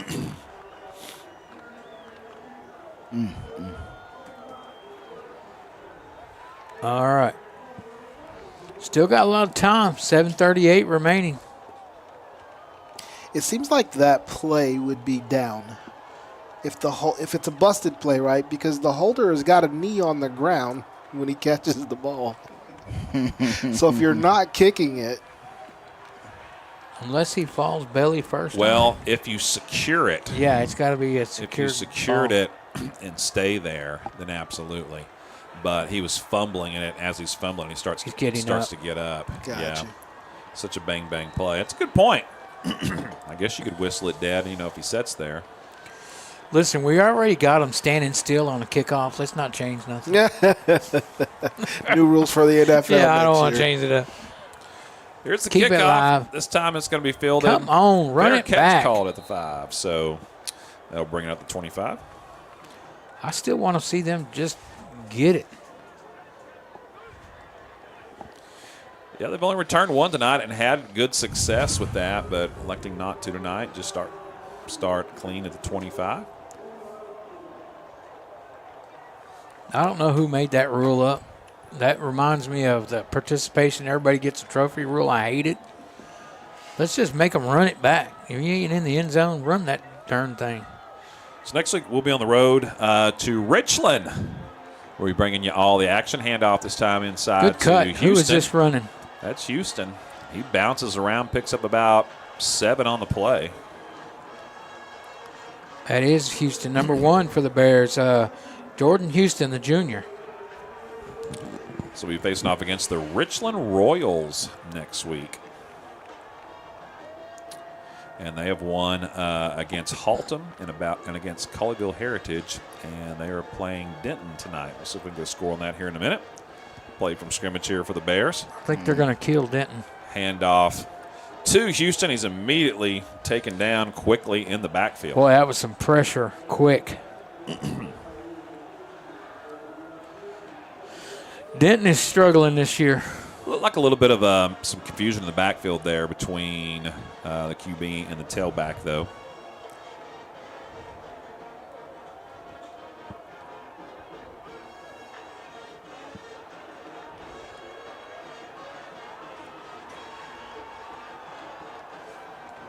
Looks like they're out. It's 3rd down and about 8 to go for the Bears. 3 wide receivers right, trips right, 1 left. 1 man comes in motion from right to left. That's the tight end. It's going to be an extra blocker in there for Cox. He'll pick up a few yards, and then he gets up to about the 34. That's a good run there by Cox getting up the field. Going to be a couple yards short of the first down, though, and the Bears will bring out the punt team. All right, some scores from around the district. Denton Ryan 56, Fossil Ridge Panthers 3. And looks like Saginaw, not in our district. Elite, let's see. Well, my app is not updating, so I'll have to check on that here in a minute. Sorry about that, folks. Get you some scores here in just a minute. Here comes the punt for the Bears. They get it off. Nice punt this time. Fair catch called for and made at the 30, looks like about the 37, 38-yard line. That exchange between the long snapper and the punters looked pretty good this year. Yeah, absolutely. We've had issues in the past. Definitely something they had struggled with last year. There were some struggles with that last year. I'd forgotten about that. I blocked that out of my memory. And it should be no surprise that the snapper's a sophomore and the punter's a sophomore. Maybe they've been working together. They've been together for a while. Under the tutelage of Fred Cole. Yeah, there you go. Thank you, Fred. We appreciate you. Fred, how many of these players have been in the system as, that you've watched kind of grow up? Man, that's been a lot. I've known so many of these kids and so many that's graduated, and so you're going 10 years back, Yeah. But majority of all these kids that's been close to my son's grade have coming together. 22 on that tackle for the Bears. Caleb Walker, sophomore.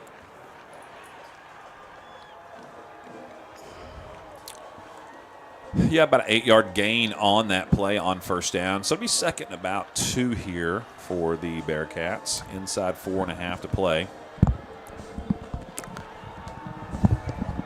So the Bears will be looking to bounce back next week on the road. Little toss on the man in motion. End around to the left. Gets up near midfield, about the 49. On that tackle again for the Bears, number 22, Caleb Walker, the sophomore. Gets enough for the first down, though, so it'll be first down 4. For the Bearcats.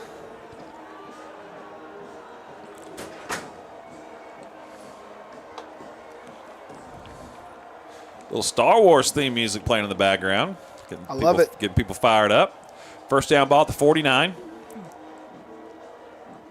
Handoff outside. That's Powell, big number 39. He makes a lot of people miss. Barreling forward all the way up inside the 30 to about the 28. Tackle made by number 3, Mandy for the Bears. Ooh.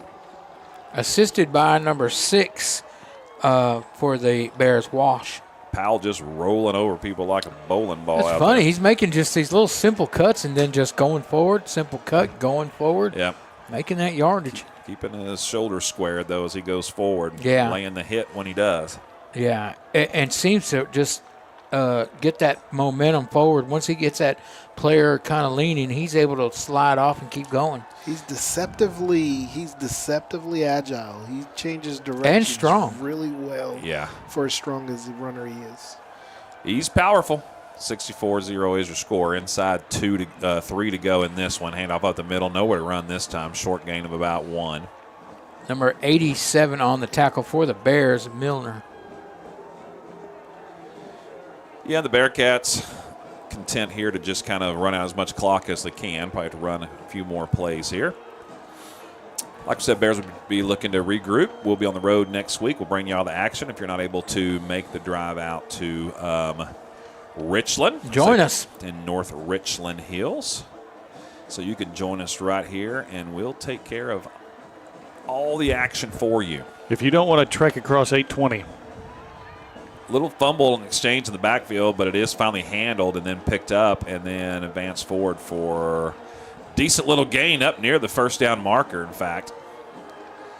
Number 99 on the tackle for the Bears. That's going to be Colton Plemons. The trek across 820 can be a little dicey there. That can be tough. 35 to Haltom Road to 377. Joshua Johnson with the carry that time.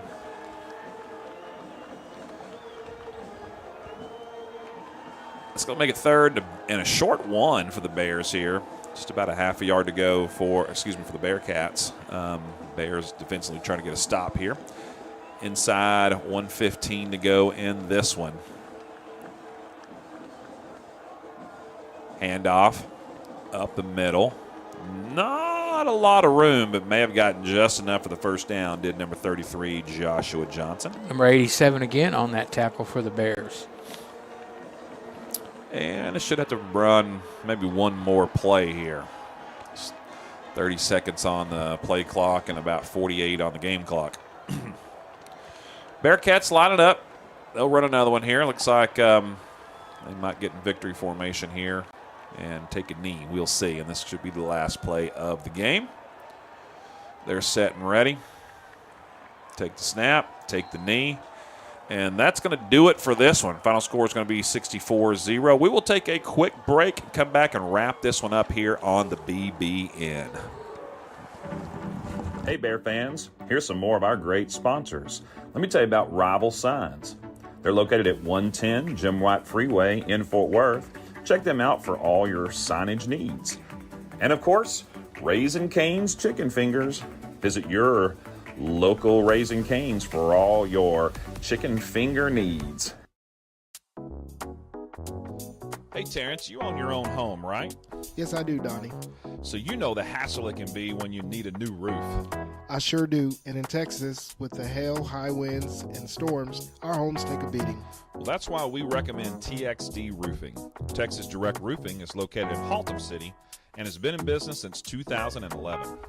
To schedule an inspection or install, head to txdroofing.com. Thanks, TXD Roofing, for all you do for our school.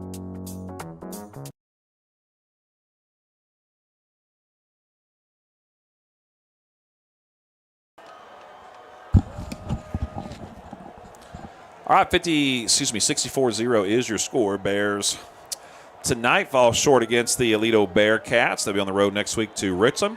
And to give us some stats from tonight's game, here comes Mr. Terrence Durham. All right, we're going to start off on the defensive side of the ball. And the player that had a big impact was number 6, Wash, with 8 tackles. We'll also call out there that Plemons had 7, Walker had 6, and Mandy had 5 tackles. Some of the key plays, Sparkman got a sack in this game. Galloway got a quarterback hurry earlier in the game, and we got a fumble caused by Hurst and a fumble recovered by Outhouse. On the offensive side of the ball, not much to talk about. The game did get cleaner, I will say. As far as penalties, Bears had 1 on defense. On the offensive side, they had that 1 in the second quarter. But after that, everything kind of got cleaned, and the Bears rushed for 69 yards and had 41 yards passing. That 41-yard passing would have been much higher, except for they had the penalty that took the 73-yard pass off of the board, and so the Bears had a total offense of 110 yards and 33 yards in kick returns on one return. Yeah, and that penalty was not only just a touchdown killer, but it was a drive killer, and it was a momentum killer. Absolutely. Yeah, and absolutely. It's not that I don't think it would change the outcome of the game tonight, by no means, but it really did affect just kind of the psyche of the Bears there in the second quarter. You know, they had gotten a turnover, and that was a chance to get, back within one score in the second quarter, and that's pretty big when you're playing a team that's puts up as many points as the Bearcats. And so, anyway, thanks. Great job on the stats tonight, Fernie. Great job as always, John. Thanks for everything you did, and it was just good to be back in the booth tonight after being under the weather last week. It was good to have you back. And I always enjoy our time together. Thanks for listening to us. We will be back next week very soon. And Donnie, I'll do this podcast with you anytime. Anytime. Yeah, it was a lot of fun listening to the podcast at home last week. I was coughing my head off, but I was laughing at you guys, and I was laughing with you guys. I was not laughing at you guys. I really did enjoy it. It was a lot of fun because I could just kind of see you guys there just kind of talking and having a good time, and there's a football game going on in the background. Always good. All right, well, we'll be on the road next week. Come and join us, or if you don't, be sure to listen right here. You can always listen in the stands. You can listen on any of your devices on our YouTube channel. There's even some video as we kick off the show each and every week, and with our special guests. You can always go back and watch that. And for everybody that's a part of this one, for Fernie and Terrence and John, I'm Donnie. Thanks for joining us on the BBN. As always, we say, Go Bears.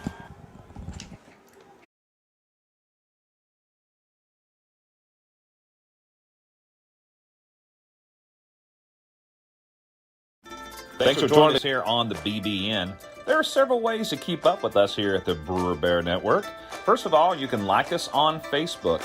Just do a simple search for Brewer Bear Network and you'll find us. Hit the like button, and that's a great way to stay connected. Also, we have an account on Instagram. Same thing, just search for Brewer Bear Network and follow us there, and we'll keep you up to date on all things Brewer Bear athletics. Thanks again for joining us. We appreciate you.